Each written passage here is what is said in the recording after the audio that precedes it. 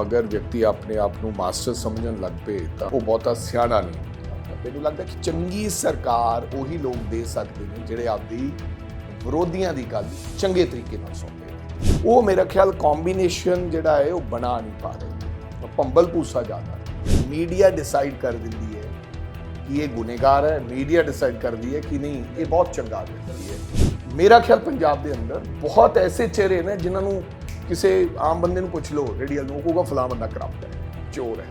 ਮੈਂ ਨਹੀਂ ਕਹਿੰਦਾ ਚਿੱਟੇ ਕੁੜਤੇ ਪਜਾਮੇ ਵਾਲੇ ਮਾੜੇ ਨਹੀਂ, ਬਥੇਰੇ ਮਾੜੇ ਹੋਣਗੇ, ਲੇਕਿਨ ਚਿੱਟੇ ਕੁੜਤੇ ਪਜਾਮੇ ਵਾਲੇ ਬਥੇਰੇ ਚੰਗੇ ਵੀ ਹੋਣਗੇ। ਕਿਸੇ 5 ਬੰਦੇ ਨੂੰ ਫੜ ਕੇ ਅੰਦਰ ਦੇਣ ਨਾਲ ਕਰਪਸ਼ਨ ਖਤਮ ਨਹੀਂ ਹੋਣੀ। ਲੋਕਾਂ ਨੂੰ ਇਹ ਦੱਸਣਾ ਪਏਗਾ ਕਿ ਕਰਪਸ਼ਨ ਦੇਣ ਵਾਲਾ ਵੀ ਗੁਨੇਗਾਰ ਹੈ ਔਰ ਲੈਣ ਵਾਲਾ ਵੀ ਗੁਨੇਗਾਰ ਹੈ। ਕਿਉਂ ਕੋਈ ਲੱਗਣਾ ਹੀ ਨਹੀਂ ਚਾਹੁੰਦਾ। ਫਾਟਕ ਤੇ ਸਾਡੇ ਤੇ ਇਤਰਾਜ਼ ਲਾਉਂਦੇ ਕਿ ਲੋਕ ਹੂਟਰ ਮਾਰ ਕੇ ਟੱਪ ਜਾਂਦੇ ਆ ਪੋਲੀਟੀਸ਼ੀਅਨਸ। ਕੋਈ ਵਿਅਕਤੀ ਜੇ ਪੋਲੀਟੀਸ਼ੀਅਨ ਨਾ ਹੋਤੇ ਹੋਵੇ ਉੱਥੇ ਹੋਵੇ ਲਾਈਨ 'ਚ ਕੋਈ ਲੱਗਣ ਨੂੰ ਤਿਆਰ ਹੈ, ਜੀਰਾ ਦਾ ਲੱਗਦਾ ਕਹਿੰਦਾ ਵਿੱਚ ਫਸਾ ਲਓ। ਗੁਰਦੁਆਰੇ ਦੇ ਭਾਈ ਕਈ ਮੇਰੇ ਗੁਰੂ ਮਹਾਰਾਜ ਨੂੰ 5 ਵਾਰੀ ਸਿਰ ਝੁਕਾ ਕੇ ਫਿਰ ਇੱਕ ਅੰਗ ਇੱਧਰ ਕਰਦੇ, ਕਈ ਫੜ ਕੇ ਇਦਾਂ ਕਰਦੇ। ਸੋ ਤਰ੍ਹਾਂ ਦੀ ਜਨਤਾ ਇੱਕ ਅੰਮ੍ਰਿਤਸਰ ਲੋਕ ਕਿਸੇ ਨੂੰ ਲਿਆਉਂਦੇ ਨਹੀਂ ਹੈ, ਲੋਕ ਨਾਰਾਜ਼ ਹੁੰਦੇ ਆ, ਉਹਨਾਂ ਨੂੰ ਲਾਉਂਦੇ। ਇਹ ਭੁੱਲਣਾ ਨਹੀਂ ਚਾਹੀਦਾ। ਸਤਿ ਸ਼੍ਰੀ ਅਕਾਲ ਜੀ, ਤੁਸੀਂ ਦੇਖ ਰਹੇ ਹੋ ਪੰਜਾਬ ਟੂਡੇ। ਤੇ ਪੰਜਾਬ ਦੀ ਰਾਜਨੀਤੀ ਦੀ ਗੱਲ ਕਰੀਏ ਜਾਂ ਦੇਸ਼ ਦੁਨੀਆ ਦੀ ਰਾਜਨੀਤੀ ਦੀ ਗੱਲ ਕਰ ਲਈਏ ਤਾਂ ਰਾਜਨੀਤੀ ਵਿੱਚ ਇਹੋ ਜਿਹੇ ਲੋਕ ਬਹੁਤ ਘੱਟ ਹੁੰਦੇ ਨੇ ਜਿਨ੍ਹਾਂ ਦੇ ਗੋਡਫਾਦਰ ਨਾ ਹੋਣ ਜਾਂ ਜਿਨ੍ਹਾਂ ਨੇ ਕਿਸੇ ਦਾ ਸਹਾਰਾ ਨਾ ਲਿਆ ਹੋਵੇ। ਤੇ ਇਹੋ ਜਿਹੇ ਇੱਕ ਨੌਜਵਾਨ ਪਿੰਡ ਵੜਿੰਗ ਜੋ ਜ਼ਿਲ੍ਹਾ ਮੁਕਤਸਰ ਸਾਹਿਬ ਦੇ ਵਿੱਚ ਆਉਂਦਾ, ਬਾਦਲਾਂ ਦਾ ਗੜ੍ਹ ਮੰਨਿਆ ਜਾਂਦਾ ਹੈ। ਉਹ ਬਾਦਲ ਜਿਨ੍ਹਾਂ ਨੇ ਲੰਬੇ ਸਮੇਂ ਦੇ ਵਿੱਚ ਪਰਿਵਾਰ ਨੇ ਜਿਨ੍ਹਾਂ ਦੇ ਨੇ ਰੂਲ ਕੀਤਾ ਪੰਜਾਬ ਤੇ ਉਸ ਗੜ੍ਹ ਦੇ ਵਿੱਚੋਂ ਉੱਠ ਕੇ ਗਿੱਦੜਵਾਹਾ ਤੋਂ ਇੱਕ ਨੌਜਵਾਨ ਜਿੱਤਦਾ, ਐਮਐਲਏ ਬਣਦਾ। ਐਮਐਲਏ ਬਣਨ ਤੋਂ ਬਾਅਦ ਅੱਜ ਉਹ ਕਾਂਗਰਸ ਦੇ ਆਮ ਵਰਕਰ ਹੋਣ ਤੋਂ ਬਾਅਦ ਕਾਂਗਰਸ ਦੀ ਪੰਜਾਬ ਕਮੇਟੀ ਦੇ ਪ੍ਰਧਾਨ ਬਣਦੇ ਆ ਰਾਜਾ ਵੜਿੰਗ ਜੀ। ਉਹ ਸਾਡੇ ਨਾਲ ਨੇ। ਸਵਾਗਤ ਹੈ ਸਰ। ਸਤਿ ਸ਼੍ਰੀ ਅਕਾਲ, ਥੈਂਕ ਯੂ ਅਮਨਦੀਪ ਜੀ, ਬਹੁਤ ਬਹੁਤ ਤੁਹਾਡਾ ਧੰਨਵਾਦ।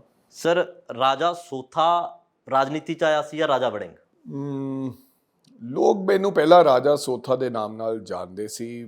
ਜਦੋਂ ਮੈਂ ਕਾਲਜ ਸਕੂਲ ਦੇ ਵਿੱਚ ਅਸੀਂ ਲੋਕ ਪੜ੍ਹਦੇ ਸਨ ਜੀ। ਉਹਦਾ ਕਾਰਨ ਸੀ ਕਿ ਮੈਂ ਬਚਪਨ ਦੇ ਵਿੱਚ ਮੇਰੇ ਨਾਨਕਿਆਂ ਦੇ ਕੋਲੇ ਰਿਹਾ ਅਤੇ ਨਾਨਕਿਆਂ ਕੋਲੇ ਰਹਿਣ ਦੇ ਕਰਕੇ ਮਦਰ ਫਾਦਰ ਮੇਰੇ ਹੈ ਨਹੀਂ ਸੀ। ਸੋ ਇਸ ਕਰਕੇ ਕੁਝ ਲੋਕ ਇਹ ਜਾਣਨ ਲੱਗ ਪਏ ਕਿ ਸ਼ਾਇਦ ਇਹ, ਕਿਉਂਕਿ ਉਹਨਾਂ ਦਾ ਪਿੰਡ ਸੋਥਾ ਸੀ, ਕਿ ਇਹ ਰਾਜਾ ਸੋਥਾ ਹੀ ਹੈ। ਸੋ ਫਿਰ ਹੌਲੀ ਹੌਲੀ ਰਾਜਨੀਤੀ ਦੇ ਵਿੱਚ ਫਿਰ ਅਸੀਂ ਬਲਾਕ ਪੱਧਰ ਤੋਂ ਉੱਠ ਕੇ ਫਿਰ ਜ਼ਿਲ੍ਹੇ ਤੱਕ, ਫਿਰ ਪੰਜਾਬ ਤੱਕ, ਫਿਰ ਯੂਥ ਕਾਂਗਰਸ, ਫਿਰ ਆਲ ਇੰਡੀਆ ਲੈਵਲ। ਸੋ ਇਹ ਲੜਾਈ ਲੜਦੇ ਫਿਰ ਲੋਕ, ਕਿਉਂਕਿ ਜਿਹੜਾ ਮੇਰਾ ਪਿੰਡ ਹੈ ਵੜਿੰਗ, ਉਹਦੇ ਨਾਮ ਨਾਲ ਮੈਨੂੰ ਬੁਲਾਉਣ ਲੱਗ ਪਏ। ਸੋ ਇਹ ਸੀਗਾ ਕਿ ਰਾਜਾ ਸੋਥਾ ਤੋਂ ਰਾਜਾ ਵੜਿੰਗ ਵਾਲੀ ਜਿਹੜੀ ਕਹਾਣੀ ਹੈ। ਸਰ, ਪੰਜਾਬ ਦੀ ਰਾਜਨੀਤੀ ਨੂੰ ਤੁਸੀਂ ਚੰਗੀ ਤਰ੍ਹਾਂ ਅੰਦਰੋਂ ਸਮਝਿਆ ਤੇ ਪੰਜਾਬ ਦੀ ਸਰਕਾਰ ਕਿਵੇਂ ਚੱਲਦੀ ਹੈ ਇਹ ਵੀ ਤੁਸੀਂ ਜਾਣਦੇ ਹੋ। ਜੋ ਅੱਜ ਦੀ ਪੰਜਾਬ ਦੀ ਸਰਕਾਰ 'ਚ ਹੋ ਰਿਹਾ, ਮੰਨਦੇ ਆ ਕਿ ਨਵੀਂ ਸਰਕਾਰ ਹੈ, ਇਨਐਕਸਪੀਰੀਅੰਸ ਐਮਐਲਏਜ਼ ਨੇ, ਮਿਨਿਸਟਰ ਵੀ ਵੱਧ ਇਨਐਕਸਪੀਰੀਅੰਸ ਨੇ, ਪਰ ਜੋ ਹੋ ਰਿਹਾ ਕਿ ਉਹ ਠੀਕ ਹੈ? ਹਰ ਦਿਨ ਕੋਈ ਨਾ ਕੋਈ ਅਹੁਦੇਦਾਰ ਬਦਲਿਆ ਜਾ ਰਿਹਾ, ਲੰਬੀ ਛੁੱਟੀ 'ਤੇ ਜਾ ਰਿਹਾ ਜਾਂ ਕੱਢਿਆ ਜਾ ਰਿਹਾ। ਦੇਖੋ, ਕੋਈ ਵੀ ਬੰਦਾ ਮਾਸਟਰ ਨਹੀਂ ਹੁੰਦਾ। ਅਗਰ ਵਿਅਕਤੀ ਆਪਣੇ ਆਪ ਨੂੰ ਮਾਸਟਰ ਸਮਝਣ ਲੱਗ ਪਏ ਤਾਂ ਮੈਂ ਸਮਝਦਾ ਕਿ ਉਹ ਬਹੁਤਾ ਸਿਆਣਾ ਨਹੀਂ ਹੁੰਦਾ। ਵਿਅਕਤੀ ਹਰ ਰੋਜ਼ ਸਿੱਖਦਾ ਹੈ ਔਰ ਜ਼ਰੂਰੀ ਨਹੀਂ ਹੈ ਕੋਈ ਨਵਾਂ ਹੈ ਤਾਂ ਉਹਨੂੰ ਕੋਈ ਬਹੁਤਾ ਤਜਰਬਾ ਨਹੀਂ। ਕਈ ਵਾਰੀ ਨਵੇਂ ਲੋਕ ਐਸੀਆਂ ਪੁਲਾਂਘਾਂ ਪੱਟ ਦਿੰਦੇ ਨੇ ਜਿਹੜੀਆਂ ਕਦੇ ਪੁਰਾਣਿਆਂ ਨੇ ਪੱਟੀਆਂ ਨਹੀਂ ਹੁੰਦੀਆਂ ਜੀ। ਸੋ ਤੁਸੀਂ ਕਿਹਾ ਅਨਐਕਸਪੀਰੀਅੰਸਡ, ਬਿਲਕੁਲ ਤਜਰਬਾ ਬੜਾ ਕਮ ਆਉਂਦਾ ਹੈ ਜਿਹੜਾ ਥੱਲੇ ਕੱਸ ਕੇ ਤੁਹਾਨੂੰ ਮਿਲਿਆ ਹੁੰਦਾ ਹੈ। ਲੇਕਿਨ ਐਸੀ ਗੱਲ ਨਹੀਂ ਹੈ ਕਿ ਜਿਹੜੇ ਨਵੇਂ ਲੋਕ ਹੁੰਦੇ ਆ ਉਹ ਕੁਝ ਕਰ ਨਹੀਂ ਪਾਉਂਦੇ। ਕੱਲ ਮੈਂ ਕਹਾਂਗਾ ਕਿ ਜਦੋਂ ਵਿਅਕਤੀ ਆਪਦੇ ਆਪ ਨੂੰ ਜ਼ਿਆਦਾ ਸਿਆਣਾ ਸਮਝਣ ਲੱਗ ਪਏ, ਜਦੋਂ ਇਹ ਕਹਿਣ ਕਿ ਸਾਥੋਂ ਜ਼ਿਆਦਾ ਕੋਈ ਸਿਆਣਾ ਹੋਰ ਨਹੀਂ ਹੈ ਔਰ ਸਾਨੂੰ ਸਭ ਕੁਝ ਪਤਾ ਹੈ, ਉੱਥੇ ਮੇਰਾ ਖਿਆਲ ਹਰ ਵਿਅਕਤੀ, ਹਰ ਆਰਗੇਨਾਈਜੇਸ਼ਨ, ਹਰ ਕੋਈ ਬਿਜ਼ਨਸਮੈਨ ਮਾਰ ਖਾ ਜਾਂਦਾ ਹੈ। ਸੋ ਕਿਸੇ ਦੀ ਗੱਲ ਸੁਣੇ ਬਿਨਾ ਜਦੋਂ ਤੁਸੀਂ ਆਪ ਹੀ ਡਿਸੀਜ਼ਨ ਕਰ ਦਿੰਦੇ ਹੋ, ਲੈ ਲੈਂਦੇ ਹੋ, ਔਰ ਖਾਸ ਕਰਕੇ ਵਿਰੋਧੀਆਂ ਦੀ ਗੱਲ ਸੁਣ ਬਿਨਾ, ਮੈਨੂੰ ਲੱਗਦਾ ਕਿ ਚੰਗੀ ਸਰਕਾਰ ਉਹੀ ਲੋਕ ਦੇ ਸਕਦੇ ਨੇ ਜਿਹੜੇ ਆਪਦੀ ਵਿਰੋਧੀਆਂ ਦੀ ਗੱਲ ਚੰਗੇ ਤਰੀਕੇ ਨਾਲ ਸੁਣਦੇ ਨੇ। ਸੋ ਸ਼ੁਰੂ ਤੋਂ ਜਦੋਂ ਮੈਂ ਵੇਖਿਆ ਇਸ ਸਰਕਾਰ ਬਾਰੇ ਕਿ ਵਿਰੋਧੀ ਦੀ ਕੋਈ ਗੱਲ ਹੀ ਨਹੀਂ ਸੁਣਨਾ ਚਾਹੁੰਦਾ, ਈਵਨ ਵਿਧਾਨ ਸਭਾ ਦੇ ਵਿੱਚ ਵੀ ਡੋਮੀਨੇਟ ਕੀਤਾ ਜਾਂਦਾ ਹੈ ਔਰ ਹਰ ਗੱਲ ਨੂੰ ਫੜ ਕੇ ਕਿਸੇ ਪਾਸੇ ਹੋਰ ਲੈ ਕੇ ਚਲੀ ਜਾਂਦੇ ਹੈ।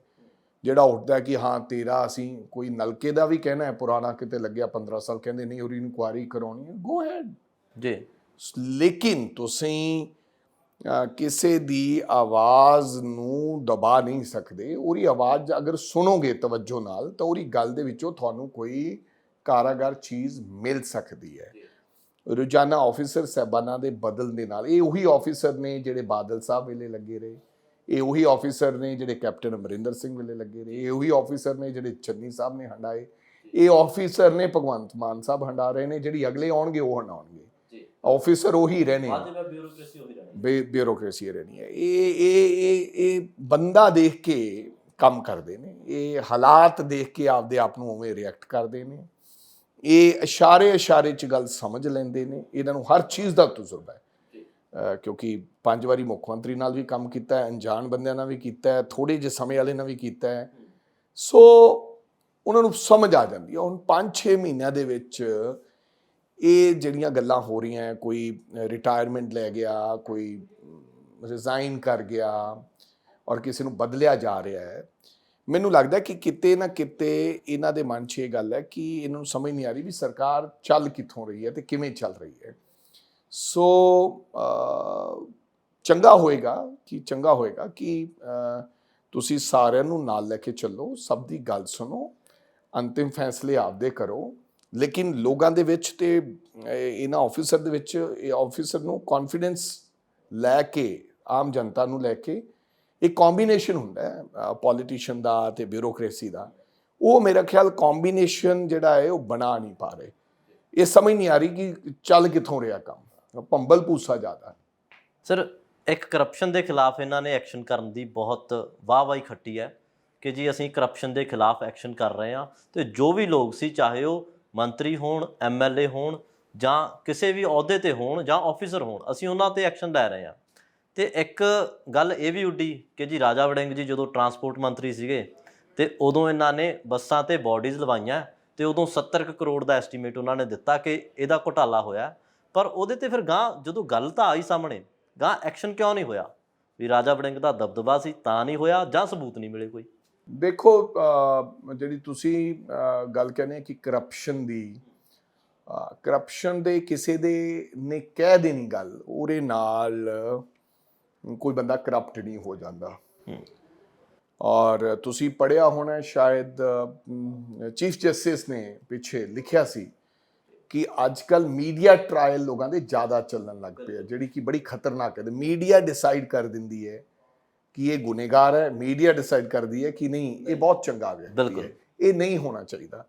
ਐਂਡ ਉਹਨਾਂ ਨੇ ਕੋਰਟਸ ਨੂੰ ਵੀ ਕਿਹਾ ਕਿ ਤੁਸੀਂ ਉਹਨਾਂ ਨੂੰ ਟ੍ਰਾਇਲ ਦੇ ਵਿੱਚ ਹੀ ਤੁਸੀਂ ਉਹਨਾਂ ਨੂੰ ਲੰਮੀਆਂ ਤਰੀਕਾ ਪਾ ਕੇ ਉਹਨਾਂ ਦੀ ਜ਼ਿੰਦਗੀ ਉਹ ਸਮਾਂ ਲਾ ਇਹ ਚੀਫ ਜਸਟਿਸ ਨੇ ਕਿਹਾ ਜੀ। ਉਹਨਾਂ ਨੇ ਮਹਿਸੂਸ ਕੀਤਾ ਹੋਣਾ ਕਿਤੇ ਨਾ ਕਿਤੇ। ਸੋ ਬੜੇ ਵੱਡੇ ਕੇਸਿਸ ਹੋਏ। ਤੁਸੀਂ 2G ਸਕੈਮ, ਮੈਂ ਤਾਂ ਮੈਨੂੰ ਕੋਈ ਬਹੁਤੀ ਸਮਝ ਨਹੀਂ ਸੀ ਅਬਾਊਟ 2G ਸਕੈਮ ਕਿ ਵਾਟ ਵਾਜ਼ ਦਾ 2G ਸਕੈਮ। ਇੱਕ ਛੋਟਾ ਜਿਹਾ ਹੁੰਦਾ ਸੀ ਉਦੋਂ, ਕਹਿੰਦੇ ਸੀ ਕਿ ਜੈਨ ਹਵਾਲਾ ਹੋਇਆ ਸੀ, ਕੋਈ ਡਾਇਰੀ ਚੋਂ ਕਿਸੇ ਦੇ ਨਾਮ ਮਿਲੇ ਸੀ। ਦੇयर ਆਰ ਸੋ ਮੈਨੀ ਮਿਨਿਸਟਰਸ ਐਂਡ ਆਲ ਦੈਟ। ਸੋ ਜਿਹੜਾ 2G ਸਕੈਮ ਸੀਗਾ, ਉਹਦੇ ਪਿੱਛੇ ਉਹ ਇੱਕ ਮੈਂਬਰ ਆਫ ਪਾਰਲੀਮੈਂਟ ਅੰਦਰ ਰਹਿ ਕੇ ਆਈ, DMK ਦੀ ਏ ਰਾਜਾ ਐਂਡ ਆਲ ਦੈਟ ਜਿਹੜੇ ਸੀਗੇ, ਤੇ ਪਤਾ ਲੱਗਿਆ ਕਿ ਉਹ 2 ਸਾਲਾਂ ਬਾਅਦ ਉਹ ਕਹਿੰਦੇ ਸੀ ਕਿੰਨੇ ਲੱਖ ਕਰੋੜ ਦਾ ਘਪਲਾ। ਉਹਦੇ ਤੇ ਇਲੈਕਸ਼ਨ ਲੜੀ ਗਈ BJP ਵੱਲੋਂ, ਐਂਡ ਉਹ ਬਾਇਜ਼ਤ ਬਰੀ ਨਿਕਲੇ। ਸੁਪਰੀਮ ਕੋਰਟ ਨੇ ਉਹਨਾਂ ਨੂੰ ਬਰੀ ਕਰ ਦਿੱਤਾ ਗਿਆ। ਸੋ ਸੇਮ ਇਹਨਾਂ ਨੇ ਕਰਪਸ਼ਨ ਦੇ ਵਿੱਚ ਆਪਦਾ ਇੱਕ ਮੰਤਰੀ ਫੜਿਆ, ਜਿਨ੍ਹਾਂ ਨੂੰ 1.5 ਮਹੀਨੇ ਬਾਅਦ ਉਹ ਬਾਹਰ ਆਏ। ਉਹਦੇ ਕੀ ਸਬੂਤ ਹਨ, ਕੀ ਤੱਥ ਹਨ, ਇਹ ਜਦੋਂ ਅੰਤਿਮ ਫੈਸਲਾ ਉਹਦੀ ਚਲਾਨ ਰਿਪੋਰਟ ਕਹਿੰਦੇ ਦੇ ਦਿੱਤੀ ਗਈ ਹੈ, ਕੋਰਟ ਨੇ ਨਿਰਣੇ ਕਰਨਾ। ਤੁਸੀਂ ਮੈਂ ਕੁਛ ਨਹੀਂ ਹੁੰਦੇ ਡਿਸਾਈਡ ਕਰਨ ਵਾਲੇ।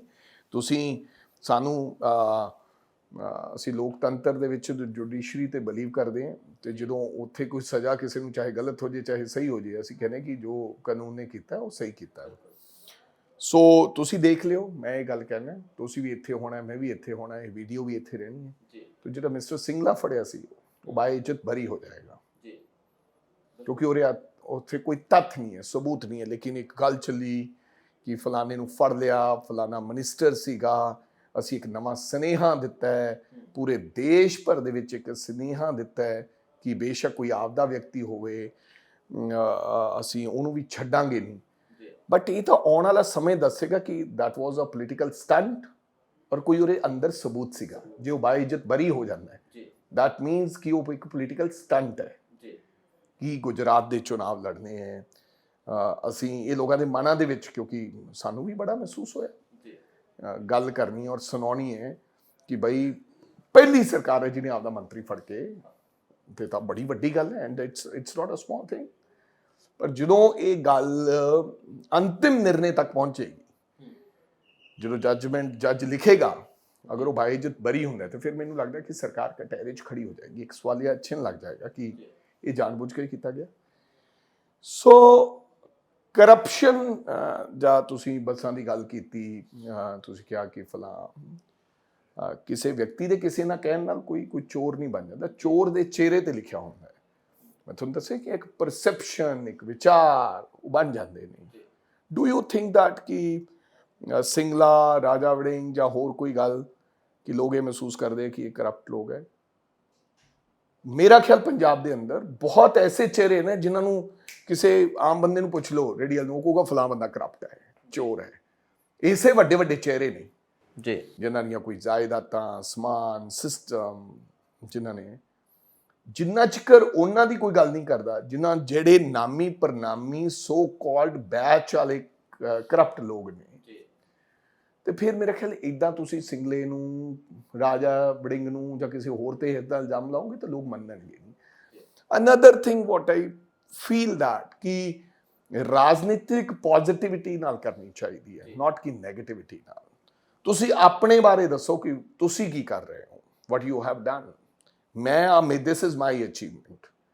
ਮੈਂ ਫਲਾਣੇ ਨੂੰ ਕੋਸ ਕੇ, ਫਲਾਣੇ ਦੀ ਗੱਲ ਕਰਕੇ, ਕਿਉਂਕਿ ਮੈਂ ਤਾਂ ਦੇਖਿਆ ਸ਼ੁਰੂ ਤੋਂ ਹੀ ਬੜੇ ਲੋਕ, I have seen output input, ਇਹਦੇ 'ਚ ਕੁਛ ਨਹੀਂ ਨਿਕਲਦਾ। ਕੱਲ ਵੀ ਕਿਸੇ ਦੱਸ ਰਹੇ ਸੀ ਕਿ ਈਡੀ ਨੇ ਇੰਨੇ ਕੇਸਿਸ ਬਣਾਏ ਤੇ ਉਹਦੇ 'ਚੋਂ ਮੇਰੇ ਖਿਆਲ 52 ਕੇਸਿਸ ਹੀ ਅੱਜ ਤੱਕ ਥਰੂ ਹੋ ਸਕੇ, ਅਦਰਵਾਈਜ਼ ਸਾਰੇ ਉਹ ਕੋਰਟ ਨੇ। ਬਿਲਕੁਲ, ਅਸੀਂ ਕੱਲ ਦੀ ਰਿਪੋਰਟ ਹੈ ਇੱਕ ਕਿ 100 ਤੋਂ ਵੱਧ FIRs ਹੋਈਆਂ ਇਲੀਗਲ ਮਾਈਨਿੰਗ ਦੇ ਕੇਸਿਸ ਦੇ ਵਿੱਚ ਪਿਛਲੇ 4 ਸਾਲ 'ਚ, ਪਰ ਉਹਨਾਂ ਤੇ ਕੋਈ ਕਾਰਵਾਈ ਨਹੀਂ ਹੋ ਪਾਈ। ਨਾਟ ਓਨਲੀ ਦੈਟ ਯਾਰ, ਤੁਸੀਂ ਵੈਸੇ ਦੇਖ ਲਿਓ ਹੋਰ ਵੀ ਕੇਸਿਸ ਸਾਰੇ ਤੁਸੀਂ ਫਰੋਲ ਕੇ ਵੇਖ ਲਓ। ਮੇਰੇ ਕਹਿਣ ਦਾ ਮਤਲਬ ਬਿਨਾਂ ਤੱਥਾਂ ਤੋਂ, ਬਿਨਾਂ ਸਿਸਟਮ ਤੋਂ, ਜਾਣ ਬੁੱਝ ਕੇ ਬਹੁਤ ਸਾਰੇ ਐਸੇ ਲੋਕ ਨੇ ਜਿਨ੍ਹਾਂ ਤੇ ਫੇਕ FIRs ਵੀ ਦਰਜ ਹੁੰਦੀਆਂ, ਜਿਹੜੇ ਅੰਦਰ ਜੇਲ੍ਹਾਂ ਦੇ ਵਿੱਚ ਸੜ ਰਹੇ ਨੇ ਵਿਚਾਰੇ ਲੋਕ, ਬਣਾ ਦਿੱਤੀਆਂ। ਹੁਣ ਤੁਸੀਂ ਫੋਰ ਐਗਜ਼ਾਮਪਲ ਆਸ਼ੂ ਬਾਂਗੜ, ਇੱਕ contested candidate from Firozpur rural, ਉਹਦੇ ਖਿਲਾਫ ਕੋਈ ਸ਼ਿਕਾਇਤ ਕਰਤਾ ਹੀ ਨਹੀਂ ਜੀ। ਜਦੋਂ ਸ਼ਿਕਾਇਤ ਕਰਤਾ ਹੀ ਨਹੀਂ ਹੈ, ਉਹਦੀ ਜ਼ਮਾਨਤ ਹੋ ਗਈ ਹੈ, ਉਹਦੀ ਜ਼ਮਾਨਤ ਹੋ ਗਈ। ਸ਼ਿਕਾਇਤ ਕਰਤਾ ਹੀ ਨਹੀਂ, ਤੁਸੀਂ FIR ਕਿਵੇਂ ਰਜਿਸਟਰ ਕਰ ਸਕਦੇ ਹੋ? ਉਹਦੇ ਤੇ 420 ਦਾ ਮੁਕੱਦਮਾ ਦਰਜ ਕੀਤਾ। ਕਾਨੂੰਨ ਇਹ ਗੱਲ ਕਹਿੰਦਾ ਕਿ 420 ਸਟਾਰਟ ਹੈ, ਲੇਕਿਨ ਅਗਰ 420 ਵਾਲਾ ਬੰਦਾ ਕਹਿੰਦਾ ਕਿ ਮੈਨੂੰ ਯਾਰ ਕੋਈ ਗੱਲ ਨਹੀਂ, ਇਹਨੇ ਮੇਰੇ ਨਾਲ ਠੱਗੀ ਮਾਰ ਲਈ ਤਾਂ ਮੈਂ ਇਹਨੂੰ ਮਾਫ ਕਰਤਾ, ਤਦ ਤੁਸੀਂ ਪਰਚਾ ਰਜਿਸਟਰਡ ਹੀ ਨਹੀਂ ਕਰ ਸਕਦੇ ਜੀ। ਮੇਰੇ ਨਾਲ ਤੁਸੀਂ ਠੱਗੀ ਮਾਰੀ ਅਮਨਦੀਪ ਸਿੰਘ ਜੀ, ਅਗਰ ਤਾਂ ਮੈਂ ਕੰਪਲੇਨੈਂਟ ਹੈਗਾ ਤਾਂ ਦੈਟ ਮੀਨਸ ਦਾ ਠੱਗੀ। ਅਗਰ ਮੈਂ ਕਹਿੰਦਾ ਕਿ ਯਾਰ ਨਹੀਂ, ਚਲੋ ਛੱਡੋ ਯਾਰ, ਇਹਨੇ ਮਾਰ ਲਈ, ਸਾਡਾ ਕੋਈ ਗੱਲ ਨਹੀਂ, ਤਾਂ ਦੈਟ ਮੀਨਸ ਤੁਸੀਂ ਕੌਣ ਹੁੰਦੇ ਪਰਚਾ ਰਜਿਸਟਰਡ ਕਰਨ ਵਾਲੇ? ਉਹ ਰਜਿਸਟਰਡ ਕਰਕੇ ਅੰਦਰ ਭੇਜ ਕੇ ਉਹਦੀ ਜ਼ਮਾਨਤ ਹੋਈ। ਸੋ ਵੈਂਡੇਟਾ ਪੋਲਿਟਿਕਸ ਮੈਨੂੰ ਲੱਗਦਾ ਨਹੀਂ ਹੋਣੀ ਚਾਹੀਦੀ। ਹਾਂ, ਕੋਈ ਤੱਥ ਸਬੂਤ ਦੇ ਆਧਾਰ ਤੇ ਕੋਈ ਗੱਲ ਹੈ, ਤੁਰੀ ਜਾਂਦੀ ਚੀਜ਼ ਕਹਿ ਦਿਓ। ਆ ਤੁਹਾਡੇ ਚੈਨਲ ਵਾਲੇ ਬੜੀਆਂ ਬਾਰੇ ਪੁਰਾਣਾ ਜਿਹੜੀ ਸੀਗਾ ਮਿਸਟਰ ਜੈਨ ਦਾ, ਉਹਨਾਂ ਬਾਰੇ ਬੜੀਆਂ ਕਹਾਣੀਆਂ ਸੀ। ਕੋਈ ਕਿਸੇ ਦੀ ਗੱਲ ਸੁਣਦਾ ਨਹੀਂ, ਕਿਉਂਕਿ ਟੈਕਸ ਨਹੀਂ ਲੱਗਦਾ ਬੋਲਣ ਵਾਲੇ ਦਾ। ਬੋਲਣ ਵਾਲੇ ਨੇ 2 ਮਿੰਟਾਂ ਜ਼ੁਬਾਨ 'ਚ ਕਹਿ ਦੇਣਾ, ਕਿਸੇ ਨੇ, ਕਿਸੇ ਚੈਨਲ ਨੇ ਤੇ ਅਖਬਾਰ ਨੇ ਉਹ ਛਾਪ ਦੇਣਾ। ਮੈਨੂੰ ਯਾਦ ਹੈ ਪਹਿਲਾਂ ਜਦੋਂ ਮੈਂ ਆਲ ਇੰਡੀਆ ਤੋਂ ਆਇਆ ਸੀ, ਕਿਸੇ ਨੇ ਕਿਹਾ ਕਿ ਰਾਜਾ ਵੜਿੰਗ ਟਿਕਟਾਂ 'ਚੋਂ ਗੁਜਰਾਤ 'ਚੋਂ ਪੈਸੇ ਲੈ ਗਏ, ਇਸ ਕਰਕੇ ਇਹਨਾਂ ਨੂੰ ਮੰਤਰੀ ਨਹੀਂ ਬਣਾਇਆ। ਫਿਰ ਮੈਨੂੰ ਮੰਤਰੀ ਵੀ ਬਣਾਇਆ, ਮੈਂ ਪ੍ਰਧਾਨ ਵੀ ਬਣਿਆ ਜੀ। ਸੋ ਮਨ ਘੜਤ ਜਿਹੜੀਆਂ ਕਹਾਣੀਆਂ, ਗੱਲਾਂ ਹੈ, ਖਾਸ ਕਰਕੇ ਜਦੋਂ ਦਾ ਸੋਸ਼ਲ ਮੀਡੀਆ ਤੇ ਮੀਡੀਆ ਦਾ ਜ਼ੋਰ ਫੜਿਆ, ਉਦੋਂ ਫਿਰ ਕੁਝ ਵਿਹਲੇ ਲੋਕ ਮਨ ਘੜਤ ਕਹਾਣੀਆਂ ਸੁਣਾਉਂਦੇ ਰਹਿੰਦੇ। ਕੋਈ ਫਾਸਟ ਟਰੈਕ ਕੋਰਟ ਵੀ ਹੋਣੇ ਚਾਹੀਦੇ ਇਹੋ ਜਿਹੇ ਕਰਪਸ਼ਨ ਕੇਸਿਸ, ਜਾਂ ਟੌਪ ਨੌਚ ਪੋਲੀਟੀਸ਼ੀਅਨਸ ਹੈ ਜਦੋਂ ਉਹਨਾਂ ਦਾ ਨਾਮ ਕਿਤੇ ਆਉਂਦਾ ਹੈ ਤਾਂ ਮੈਨੂੰ ਲੱਗਦਾ ਫਾਸਟ ਟਰੈਕ ਕੋਰਟਸ ਹੋਣ ਜਿਹੜੇ ਕਿ 6 ਮਹੀਨੇ ਜਾਂ 3 ਮਹੀਨੇ ਦੇ ਵਿੱਚ ਹੀ ਫੈਸਲਾ ਸੁਣਾ ਦੇਣ। ਨਹੀਂ, why for the politician fast track court, why not for everybody. ਜਿਹੜਾ ਕੋਈ ਇਹੋ ਜਿਹੇ ਸੰਗੀਨ ਮਾਮਲਿਆਂ ਵਾਲੇ ਦੋਸ਼ੀ ਹਨ, ਉਹਨਾਂ ਵਾਸਤੇ ਫਾਸਟ ਟਰੈਕ ਕੋਰਟ ਹੋ ਜਾਣ ਸਾਰੇ। ਤੁਹਾਨੂੰ ਪਤਾ ਨਹੀਂ ਕਿ ਇੱਕ ਪੋਲੀਟੀਸ਼ੀਅਨ ਨੂੰ ਕੀ ਖਮਿਆਜ਼ਾ ਭੁਗਤਣਾ ਪੈਂਦਾ ਹੈ। ਪੋਲੀਟੀਸ਼ੀਅਨ ਦੀ ਕੋਈ ਜੇ ਸਹੀ ਜ਼ਮਾਨਤ ਵੀ ਹੋਵੇ ਤਾਂ ਉਹ ਲੈਂਦਾ ਨਹੀਂ। ਪੋਲੀਟੀਸ਼ੀਅਨ ਨੇ ਸਹੀ ਨੇ ਵੀ ਕਿਸੇ ਨੇ ਘਰ ਕਿਰਾਏ ਤੇ ਲੈਣਾ ਹੋਵੇ ਤਾਂ ਉਹਨੂੰ ਮਿਲਦਾ ਨਹੀਂ। ਪੋਲੀਟੀਸ਼ੀਅਨ ਕਿਉਂ? ਮੈਂ ਇਸ ਗੱਲ ਤੇ ਨਹੀਂ, there are a politician those who are very corrupt, ਜਿਹੜੇ ਮਾੜੇ ਲੋਕ ਨੇ, but there are a common people, bureaucracy ਚ ਆਮ ਲੋਕ ਜਿਹੜੇ ਕੋਈ ਛੱਡਦੇ ਹੀ ਨਹੀਂ ਹੈ, ਜਿਹੜੇ ਸਾਰੀਆਂ ਸਰਕਾਰਾਂ ਚ ਆਪਦਾ ਤੋਲ ਮਿਲ ਰੱਖਦੇ ਹੈ, ਜਿਹੜੀ ਮਰਜ਼ੀ ਸਰਕਾਰ ਆ ਜੇ ਉਹਨਾਂ ਦੀ ਕੁਰਸੀ ਪੱਕੀ ਹੈ, they will take the benefits and all that. ਬਹੁਤ ਵੱਡੇ ਇੰਡਸਟਰੀਅਲਿਸਟ ਐਸੇ ਹੈ, ਬਹੁਤ ਵੱਡੇ ਅਸਰਦਾਰ ਲੋਕ ਐਸੇ ਨੇ ਜੀ, ਬਹੁਤ ਬਿਊਰੋਕ੍ਰੇਸੀ ਐਸੀ ਹੈਗੀ ਹੈ। ਪਰ ਹਮੇਸ਼ਾ ਪੋਲੀਟੀਸ਼ੀਅਨ ਚਿੱਟੇ ਕੁੜਤੇ ਪਜਾਮੇ ਵਾਲੇ ਨੂੰ ਕਿਉਂ ਟਾਰਗੇਟ ਕੀਤਾ ਜਾਂਦਾ ਹੈ? ਮੈਂ ਨਹੀਂ ਕਹਿੰਦਾ ਚਿੱਟੇ ਕੁੜਤੇ ਪਜਾਮੇ ਵਾਲੇ ਮਾੜੇ ਨਹੀਂ ਹੈ, ਬਥੇਰੇ ਮਾੜੇ ਹੋਣਗੇ, ਲੇਕਿਨ ਚਿੱਟੇ ਕੁੜਤੇ ਪਜਾਮੇ ਵਾਲੇ ਬਥੇਰੇ ਚੰਗੇ ਵੀ ਹੋਣਗੇ। ਪਰ ਸਵਾਲ ਬਥੇਰੇ ਐਸੇ ਪ੍ਰੈਸ ਰਿਪੋਰਟਰ ਹੈ ਜੀ, those who take the money, ਬਿਲਕੁਲ, ਐਂਡ ਫਿਰ ਉਹਨਾਂ ਦੇ ਮੁਤਾਬਕ ਖਬਰ ਚਲਾਉਣਗੇ ਜੀ। Even that is a corruption. ਬਿਲਕੁਲ ਬਿਲਕੁਲ, ਉਹ ਕਰਪਸ਼ਨ ਹੀ ਖਤਮ ਕਰਨ ਦੇ ਲਈ ਸੋ ਮੇਰੀ ਬੇਨਤੀ ਹੈ, when you do the things positive, ਅਗਰ ਅੱਜ ਹਰ ਵਿਅਕਤੀ ਕਰਪਸ਼ਨ ਤੋਂ ਦੁਖੀ ਹੈ, ਕਾਮਨ ਮੈਨ, ਪਰ ਕਿਤੇ ਨਾ ਕਿਤੇ ਉਹ ਵੀ ਜਿੱਥੇ ਉਹਦਾ ਦਾ ਲੱਗਦਾ ਉਹ ਵੀ ਕਰ ਲੈਂਦਾ ਇੱਧਰ। ਬਿਲਕੁਲ, ਪਰ ਕਰਪਸ਼ਨ ਡਾਊਨ ਦਾ ਲਾਈਨ ਜਿੱਦਾਂ ਖਤਮ ਹੋ ਜਾਏਗੀ Amandeep, then public will say ਕਿਸੇ 5 ਬੰਦੇ ਨੂੰ ਫੜ ਕੇ ਅੰਦਰ ਦੇਣ ਨਾਲ ਕਰਪਸ਼ਨ ਖਤਮ ਨਹੀਂ ਹੋਣੀ। ਡਰੱਗਸ ਵਾਲੇ 25 ਬੰਦੇ ਹਮੇਸ਼ਾ ਅਸੀਂ ਗਣਾਉਂਦੇ ਰਹੇ, ਜੋ ਸਾਡੀ ਸਰਕਾਰ ਸੀ, ਅਸੀਂ 400 ਮੁਕੱਦਮਾ ਦਰਜ ਕਰ ਦਿੱਤਾ ਹੈ ਹੁਣ ਤੱਕ, 1800 ਬੰਦਾ ਅਸੀਂ ਫੜ ਲਿਆ ਹੈ, ਫਿਰ ਡਰੱਗਸ ਖਤਮ ਹੋ ਗਈ? ਨਹੀਂ। ਡਰੱਗਸ ਨੂੰ ਖਤਮ ਕਰਨ ਵਾਸਤੇ ਤੁਹਾਨੂੰ ਇੱਕ ਪਲਾਨ ਚੈੱਕਆਊਟ ਕਰਨਾ ਪਏਗਾ, ਨਾਟ ਕਿ ਪਕੜੋ ਫੜੋ ਫਲਾ। ਫੜਨਾ ਵੀ ਜ਼ਰੂਰੀ ਹੈ, ਫੜਨਾ ਵੀ ਜ਼ਰੂਰੀ ਹੈ। ਈਵਨ ਕਰਪਸ਼ਨ ਨੂੰ ਖਤਮ ਕਰਨ ਵਾਸਤੇ ਸੁਨੇਹਾ ਦੇਣਾ ਵੀ ਜ਼ਰੂਰੀ ਹੈ, ਲੇਕਿਨ ਡਾਊਨ ਦਾ ਲਾਈਨ ਤੁਹਾਨੂੰ ਕੰਮ ਕਰਨਾ ਪਏਗਾ ਜੀ। ਲੋਕਾਂ ਨੂੰ ਇਹ ਦੱਸਣਾ ਪਏਗਾ ਕਿ ਕਰਪਸ਼ਨ ਦੇਣ ਵਾਲਾ ਵੀ ਗੁਨੇਗਾਰ ਹੈ ਔਰ ਲੈਣ ਵਾਲਾ ਵੀ ਗੁਨੇਗਾਰ ਹੈ। ਉਹ ਦੱਸਣਾ ਪਏਗਾ ਕਿ ਪਲੀਜ਼ ਆਪਦੀ ਵਾਰੀ ਦਾ ਵੇਟ ਕਰੋ। ਮੈਂ ਦੇਖਦਾ ਸਾਡੇ ਬਥੇਰੇ ਲੋਕ ਪਿੰਡਾਂ ਦੇ ਵਿੱਚ ਜਦੋਂ ਕਿ ਉਹਨਾਂ ਨੇ ਟਰਾਂਸਫਾਰਮਰ ਲਵਾਉਣਾ ਹੁੰਦਾ ਤੇ ਨਵਾਂ ਮੁੰਡਾ ਆਇਆ ਹੁੰਦਾ, JN ਯੰਗ ਮੁੰਡਾ, ਤੁਹਾਡੇ ਵਰਗਾ ਸਾਡੇ ਵਰਗਾ, ਉਹ ਕਹਿੰਦਾ ਕਿ ਸਰ ਤੁਹਾਡੀ ਟਰਨ ਹਜੇ 18 ਲੋਕਾਂ ਨੂੰ ਪਹਿਲਾਂ ਟਰਾਂਸਫਾਰਮਰ ਮਿਲਣਗੇ, ਫਿਰ ਤੁਹਾਡੀ ਟਰਨ ਆਏਗੀ। ਸੋ ਜਿਹੜਾ ਇੰਡੀਅਨ ਹੈ, ਜਿਹੜਾ ਪੰਜਾਬੀ ਹੈ, ਜਾਂ ਜਿਹੜਾ ਪਿੰਡ ਵਾਲਾ ਬੰਦਾ ਹੈ ਸਾਡਾ, ਵਾਸਤਵ ਦੇ ਸੱਚ ਹੈ, ਇਹ ਵੀ ਸੱਚ ਹੈ, ਉਹ ਵੇਟ ਨਹੀਂ ਕਰਨਾ ਚਾਹੁੰਦਾ। ਸਾਨੂੰ ਸਿਖਾਇਆ ਹੀ ਨਹੀਂ, ਕਿਊ 'ਚ ਕੋਈ ਲੱਗਣਾ ਹੀ ਨਹੀਂ ਚਾਹੁੰਦਾ। ਫਾਟਕ ਤੇ ਸਾਡੇ ਤੇ ਇਤਰਾਜ਼ ਲਾ ਦਿੰਦੇ ਕਿ ਲੋਕ ਹੂਟਰ ਮਾਰ ਕੇ ਟੱਪ ਜਾਂਦੇ, ਇਹ ਪੋਲੀਟੀਸ਼ੀਅਨਸ ਭੀੜ ਭੜੱਕੇ 'ਚੋਂ ਆਪਦਾ ਕੱਢ ਕੇ ਲੈ ਜਾਂਦੇ ਟ੍ਰੈਫਿਕ। ਮੈਨੂੰ ਤੁਸੀਂ ਦੱਸ ਦਿਓ ਕਿ ਜਿਹੜਾ ਫਾਟਕ ਲੱਗਦਾ ਹੈ, ਜਿਹੜਾ ਰੇਲਵੇ ਕ੍ਰਾਸਿੰਗ ਹੈ, ਕੋਈ ਵਿਅਕਤੀ ਜੇ ਪੋਲੀਟੀਸ਼ੀਅਨ ਨਾ ਹੋਵੇ ਉੱਥੇ ਹੋਵੇ, ਲਾਈਨ 'ਚ ਕੋਈ ਲੱਗਣ ਨੂੰ ਤਿਆਰ ਹੈ? ਜੀਰਾ ਦਾ ਲੱਗਦਾ ਕਹਿੰਦਾ ਵਿੱਚ ਫਸਾ ਲਓ। If you go to America, Canada, Australia, ਉੱਥੇ ਰੈੱਡ ਲਾਈਟ ਲੱਗੀ ਹੈ, ਲੋਕ ਰੁਕ ਜਾਂਦੇ, ਲਾਈਨ 'ਚ ਕਿਊ 'ਚ ਖੜੇ ਹੁੰਦੇ ਜੀ। ਅੱਛਾ, ਉਹ JN ਜਦੋਂ ਆਉਂਦਾ ਹੈ ਵਿਚਾਰਾ, JN ਕਹਿ ਰਿਹਾ, ਉਹ UP ਦਾ ਵਰਡ ਹੈ ਹਿੰਦੀ ਦਾ। ਸੋ JE ਸਾਹਿਬ ਨੂੰ ਕਹਿੰਦਾ, ਯਾਰ ਬਾਈ ਦੀ ਗੱਲ ਹੈ ਵੀ ਆਹ ਲੈ 5000 ਰੁਪਈਆ ਤੇ ਮੈਨੂੰ 18 ਤੋਂ ਪਹਿਲਾਂ ਅੱਗੇ ਲਾ ਦੇ ਜੀ। ਉਹ ਕਹਿੰਦਾ ਇਹ 5000 ਕਰ ਰਿਹਾ ਸੀ, ਨਵਾਂ ਮੁੰਡਾ ਜਿਹੜਾ ਨਵਾਂ ਰਿਕਰੂਟ ਹੋਇਆ। ਬਾਈ ਜੀ ਕੁਛ ਨਹੀਂ, ਮੇਰਾ 18ਵੇਂ ਨੰਬਰ ਤੇ ਟਰਾਂਸਫਾਰਮਰ ਹੈ, ਮੈਨੂੰ ਤੁਸੀਂ ਦੂਜੇ ਦੇ ਦਿਓ। ਉਹ ਕਹਿੰਦਾ ਬਹੁਤ ਈਜ਼ੀ ਜੌਬ ਹੈ, ਆਈ ਐਮ ਨਾਟ ਡੂਇੰਗ, ਮੈਂ ਤਾਂ ਅੱਗੇ ਨੰਬਰ ਹੀ ਅੱਗੇ ਪਿੱਛੇ ਕਰਨਾ। ਉਹ ਫਿਰ ਉਹ ਆਦਤ ਪਾ ਦਿੰਦੇ ਵੀ ਉਹ 5000 ਲੈਂਦਾ, ਉਹ ਟਰਾਂਸਫਾਰਮਰ ਲੈ ਜਾਂਦਾ। ਜਿਹੜਾ ਦੂਜਾ ਆਉਂਦਾ ਉਹ ਕਹਿੰਦਾ ਉਹਦਾ ਵੀ ਰੋਕ ਲੈਂਦਾ, ਉਹ ਕਹਿੰਦਾ ਹਾਂਜੀ ਤੁਹਾਡੀ ਟਰਨ, ਨਹੀਂ ਜੀ ਦੂਜੇ ਨੂੰ, ਉਹ ਕਹਿੰਦਾ ਦੂਜਾ। ਫਿਰ ਏਦਾਂ ਕੰਮ ਚੱਲਦਾ ਹੈ ਸਾਰਾ ਜੀ। ਸੋ ਜਿੰਨਾ ਚਿਰ ਅਸੀਂ ਲੋਕਾਂ ਨੂੰ ਇਹ ਸਮਝਾ ਨਹੀਂ ਪਾਵਾਂਗੇ, ਸਾਨੂੰ ਆਪਦਾ ਕਰੈਕਟਰ ਬਦਲਣਾ ਪਏਗਾ, ਮਾਨਸਿਕਤਾ ਬਦਲਣੀ। ਗੁਰਦੁਆਰੇ ਕਈ ਮੱਥਾ ਟੇਕਣ ਜਾਂਦੇ, ਕਈ ਬੂਟ ਚੱਕਣ ਜਾਂਦੇ, ਬਿਲਕੁਲ ਦੈਟ ਉਹ ਵੀ ਚੋਰੀ ਹੈ, ਬਿਲਕੁਲ ਨਹੀਂ ਚੋਰੀ, ਕਰਪਸ਼ਨ ਹੈ। ਗੁਰਦੁਆਰੇ ਦੇ ਭਾਈ ਕਈ ਮੇਰੇ ਗੁਰੂ ਮਹਾਰਾਜ ਨੂੰ, ਸੱਚੇ ਪਾਤਸ਼ਾਹ ਨੂੰ ਸਿਰ 5 ਵਾਰੀ ਸਿਰ ਝੁਕਾ ਕੇ ਫਿਰ ਇੱਕ ਅੰਗ ਇੱਧਰ ਕਰਦੇ, ਕਈ ਫੜ ਕੇ ਇੱਦਾਂ ਵੀ ਕਰ ਦਿੰਦੇ। ਸੋ ਤਰ੍ਹਾਂ ਦੀ ਦੁਨੀਆ ਹੈ। ਸੋ ਕੱਲੇ ਕੁਝ ਬੰਦੇ ਫੜਨ ਨਾਲ, ਚਾਹੇ ਉਹ ਡਰੱਗਸ ਵਾਲੇ, ਚਾਹੇ ਕਰਪਸ਼ਨ ਵਾਲੇ, ਚਾਹੇ ਉਹ ਗੈਂਗਸਟਰ ਹੈ, ਇਹਨਾਂ ਨੂੰ ਸਾਨੂੰ ਰਾਹ ਦਿਖਾਉਣਾ ਪਏਗਾ, ਸਾਨੂੰ ਇੱਕ ਵਿਜ਼ਨ ਦੇਣਾ ਪਏਗਾ ਕਿ ਆਓ ਇਹ ਨਵੀਂ ਜਗ੍ਹਾ ਤੁਹਾਡੇ ਵਾਸਤੇ ਅਸੀਂ ਚੁਣੀ ਹੈ, this is the new place, ਇਹਦੇ ਤੇ ਚੱਲੋ ਤੇ ਸਭ ਕੁਝ ਠੀਕ ਹੋਏਗਾ ਤੇ ਪੰਜਾਬ ਨੂੰ ਸਹੀ ਰਾਹ ਤੇ ਲੈ ਕੇ। ਰਾਈਟ, ਨਾ ਕਿ ਕੇਵਲ ਕੱਲੀਆਂ ਗੱਲਾਂ ਕਰਨ ਦੇ ਨਾਲ। ਬਹੁਤ ਸਾਰੇ ਲੋਕ ਬਿਜਲੀ ਦੀ ਚੋਰੀ ਕਰਦੇ ਆ, ਬਹੁਤ ਸਾਰੇ ਲੋਕ ਟੈਕਸ ਦੀ ਚੋਰੀ ਕਰਦੇ, ਚੋਰੀ ਤਾਂ ਉਹ ਵੀ ਚੋਰੀ ਹੈ। ਅੱਛਾ, ਇੱਕ ਚੋਰੀ ਤੁਸੀਂ ਫੜਨ ਦੀ ਗੱਲ ਕੀਤੀ ਸੀ, ਜਦੋਂ ਤੁਸੀਂ ਟਰਾਂਸਪੋਰਟ ਮਿਨਿਸਟਰ ਬਣੇ ਤਾਂ ਬੜੇ ਤੁਸੀਂ ਤੇਜ਼ੀ ਦੇ ਨਾਲ ਜੋ ਵੀ ਬੱਸਾਂ ਚੱਲ ਰਹੀਆਂ ਸੀ, ਜਿਨ੍ਹਾਂ ਨੇ ਟੈਕਸਸ ਨਹੀਂ ਭਰੇ ਸੀ, ਉਹ ਬਾਉਂਡ ਵੀ ਕੀਤੀਆਂ, ਉਹਨਾਂ ਤੇ ਕਾਰਵਾਈ ਵੀ ਕੀਤੀ, ਤੇ ਰਾਜਾ ਵੜਿੰਗ ਉਦੋਂ ਸੜਕਾਂ ਤੇ ਜ਼ਿਆਦਾ ਦਿਖਦੇ ਸੀ ਆਫਿਸਿਸ ਦੇ ਵਿੱਚ ਦਿਖਣ ਦੀ ਬਜਾਏ। ਤਾਂ ਉਹ ਹੋਇਆ ਇਹ ਕਿ ਹਾਈ ਕੋਰਟ ਦਾ ਆਰਡਰ ਆਇਆ, ਬੱਸਾਂ ਵੀ ਬਾਹਰ ਆਈਆਂ ਜਾਂ ਜੋ ਵੀ ਹੋਇਆ, ਤੇ ਤੁਸੀਂ ਦਿੱਲੀ 에ਅਰਪੋਰਟ ਤੱਕ ਪੰਜਾਬ ਸਰਕਾਰ ਦੀਆਂ ਬੱਸਾਂ ਵੀ ਚਲਾਉਣ ਦੀ ਗੱਲ ਕੀਤੀ। ਤੁਸੀਂ ਕੇਜਰੀਵਾਲ ਸਾਹਿਬ ਨੂੰ ਵੀ ਮਿਲੇ ਜਾ ਕੇ, ਤੇ ਉਦੋਂ ਕੀ ਕਮੀ ਰਹਿ ਗਈ ਸੀ? ਇਹੋ ਜਿਹੀ ਕਿਹੜੀ ਟਰਾਂਸਪੋਰਟ ਪਾਲਿਸੀ ਦੀ ਕਮੀ ਰਹਿ ਗਈ ਸੀ ਜੋ ਤੁਸੀਂ ਉਦੋਂ ਕਰਨਾ ਚਾਹੁੰਦੇ ਸੀ, ਉਦੋਂ ਨਹੀਂ ਹੋ ਪਾਇਆ ਤੇ ਹੁਣ ਹੋ ਗਿਆ? ਅਮਨਦੀਪ, ਜੋ ਮੈਂ ਕੀਤਾ, ਮੇਰੀ ਹਾਈ ਕੋਰਟ ਨੇ ਕੁਛ ਨਹੀਂ, ਮੈਂ ਇਹਨਾਂ ਨੇ ਟੈਕਸ ਨਹੀਂ ਭਰੇ ਸੀ। ਜਦੋਂ ਇਹਨਾਂ ਨੇ ਟੈਕਸ ਭਰਤਾ, ਸਾਰਾ ਟੈਕਸ ਭਰਾਇਆ ਇਹਨਾਂ ਬਾਦਲ ਦੀਆਂ ਬੱਸਸ ਤੋਂ, ਜਦੋਂ ਇਹਨਾਂ ਨੇ ਆਪਦਾ 18 12 ਕਰੋੜ ਰੁਪਇਆ ਭਰਤਾ, ਤਾਂ ਮੈਨੂੰ ਕੋਰਟ ਕਹਿੰਦੀ ਕਿ ਇਹਨੂੰ ਛੱਡ ਦਿਓ। ਮੈਂ ਕਿਹਾ ਨਹੀਂ, ਹੁਣ ਕਾਹਤੋਂ ਛੱਡਣਾ, ਮੈਂ ਤਾਂ ਸਸਪੈਂਡ ਕਰਤਾ ਇਹਨਾਂ ਦੇ ਲਾਇਸੈਂਸ। ਜੀ, now they can apply for a new permits and all that. ਜੀ, ਕਿ ਮੈਂ ਇਹਨਾਂ ਨੇ ਟੈਕਸ ਨਹੀਂ ਭਰਿਆ ਸੀ, ਮੇਰੇ ਕੋਲ ਪ੍ਰੋਵੀਜ਼ਨ ਸੀ ਐਕਟ ਦੇ ਅੰਦਰ ਕਿ somebody is not paying the tax, ਤੁਸੀਂ ਉਹਦਾ ਪਰਮਿਟ ਉਡਾ ਸਕਦੇ ਹੋ। ਮੈਂ ਪਰਮਿਟ ਉਡਾਤੇ ਜਦੋਂ ਇਹਨਾਂ ਨੇ ਟੈਕਸ ਨਹੀਂ ਭਰਿਆ, ਥੋੜਾ ਚਿਰ ਇਹਨਾਂ ਨੂੰ ਮੌਕਾ ਦਿੱਤਾ। ਜੀ, ਫਿਰ ਇਹ ਕੋਰਟ 'ਚ ਗਏ, ਕਈ ਦਿਨ ਇਹਨਾਂ ਦੇ ਉਹ ਸਸਪੈਂਡ ਰਹੇ, ਸਾਰੀਆਂ ਫਲੀਟ ਉਡਾਤੀਆਂ, ਬੱਸਾਂ ਲਾਤੀਆਂ। ਫਿਰ ਇਹ ਗਏ ਕੋਰਟ 'ਚ, ਇਹਨਾਂ ਨੇ, ਕੋਰਟ ਕਹਿੰਦੀ ਕਿ ਪੈਸੇ, ਉਹਨਾਂ ਨੇ ਪੈਸੇ ਭਰਤੇ। ਫਿਰ ਉਹ ਮਿਸਟਰ ਤਿਵਾੜੀ ਜੱਜ ਸਾਹਿਬ ਨੇ ਕਿਹਾ ਕਿ ਨਹੀਂ ਯਾਰ, ਹੁਣ ਇਹਨਾਂ ਨੇ ਪੈਸੇ ਭਰਤੇ। ਅਸੀਂ ਆਰਗੂ ਕੀਤੀ, ਉਹਨਾਂ ਨੇ ਕਿਹਾ ਕਿ ਨਹੀਂ, ਚਲੋ ਇਹਨਾਂ ਦਾ ਗੁਨਾਹ ਸੀਗਾ ਜਿਹੜਾ ਇਹਨਾਂ ਨੇ ਪੈਸੇ ਭਰਤੇ ਨਾ, ਇਹਨਾਂ ਦੀਆਂ ਬੱਸਾਂ ਰਿਲੀਜ਼ ਕਰੋ। ਆਰਡਰ ਕੀਤਾ ਉਹਨਾਂ ਨੇ ਬੱਸਾਂ ਨੇ।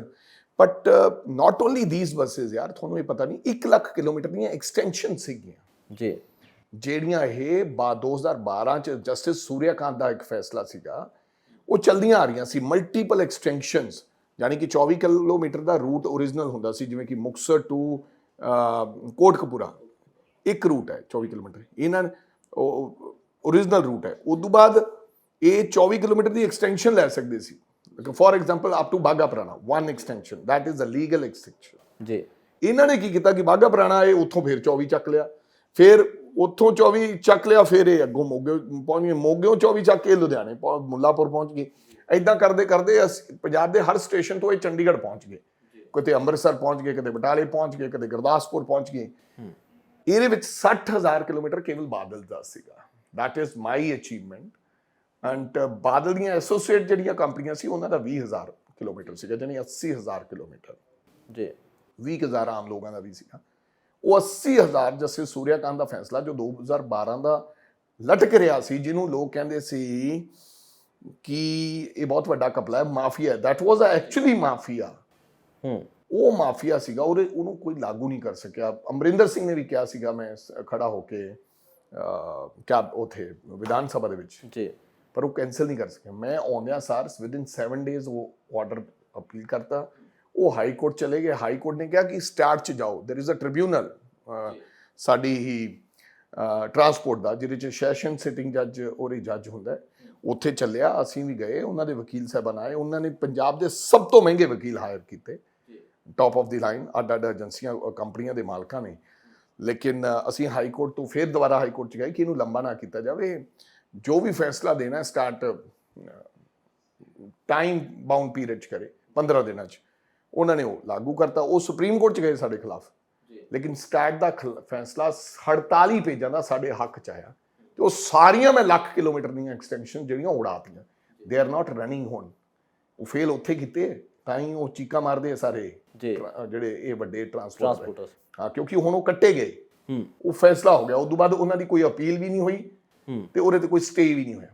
ਫਿਰ ਟਾਈਮ ਟੇਬਲ ਦਾ ਬੜਾ ਵੱਡਾ ਮਸਲਾ ਸੀ ਜੀ। ਆਉਂਦਿਆਂ ਸਾਰ ਅਸੀਂ ਟਾਈਮ ਟੇਬਲ ਬਦਲੇ, ਇਹਨਾਂ ਕੋਲੇ 8-8 ਮਿੰਟ ਸੀ, ਸਰਕਾਰੀ ਬੱਸਾਂ ਕੋਲੇ 2-2 ਮਿੰਟ ਸੀ, ਉਹ ਸਾਰੇ ਇਕੁਅਲ ਕਰਤੇ।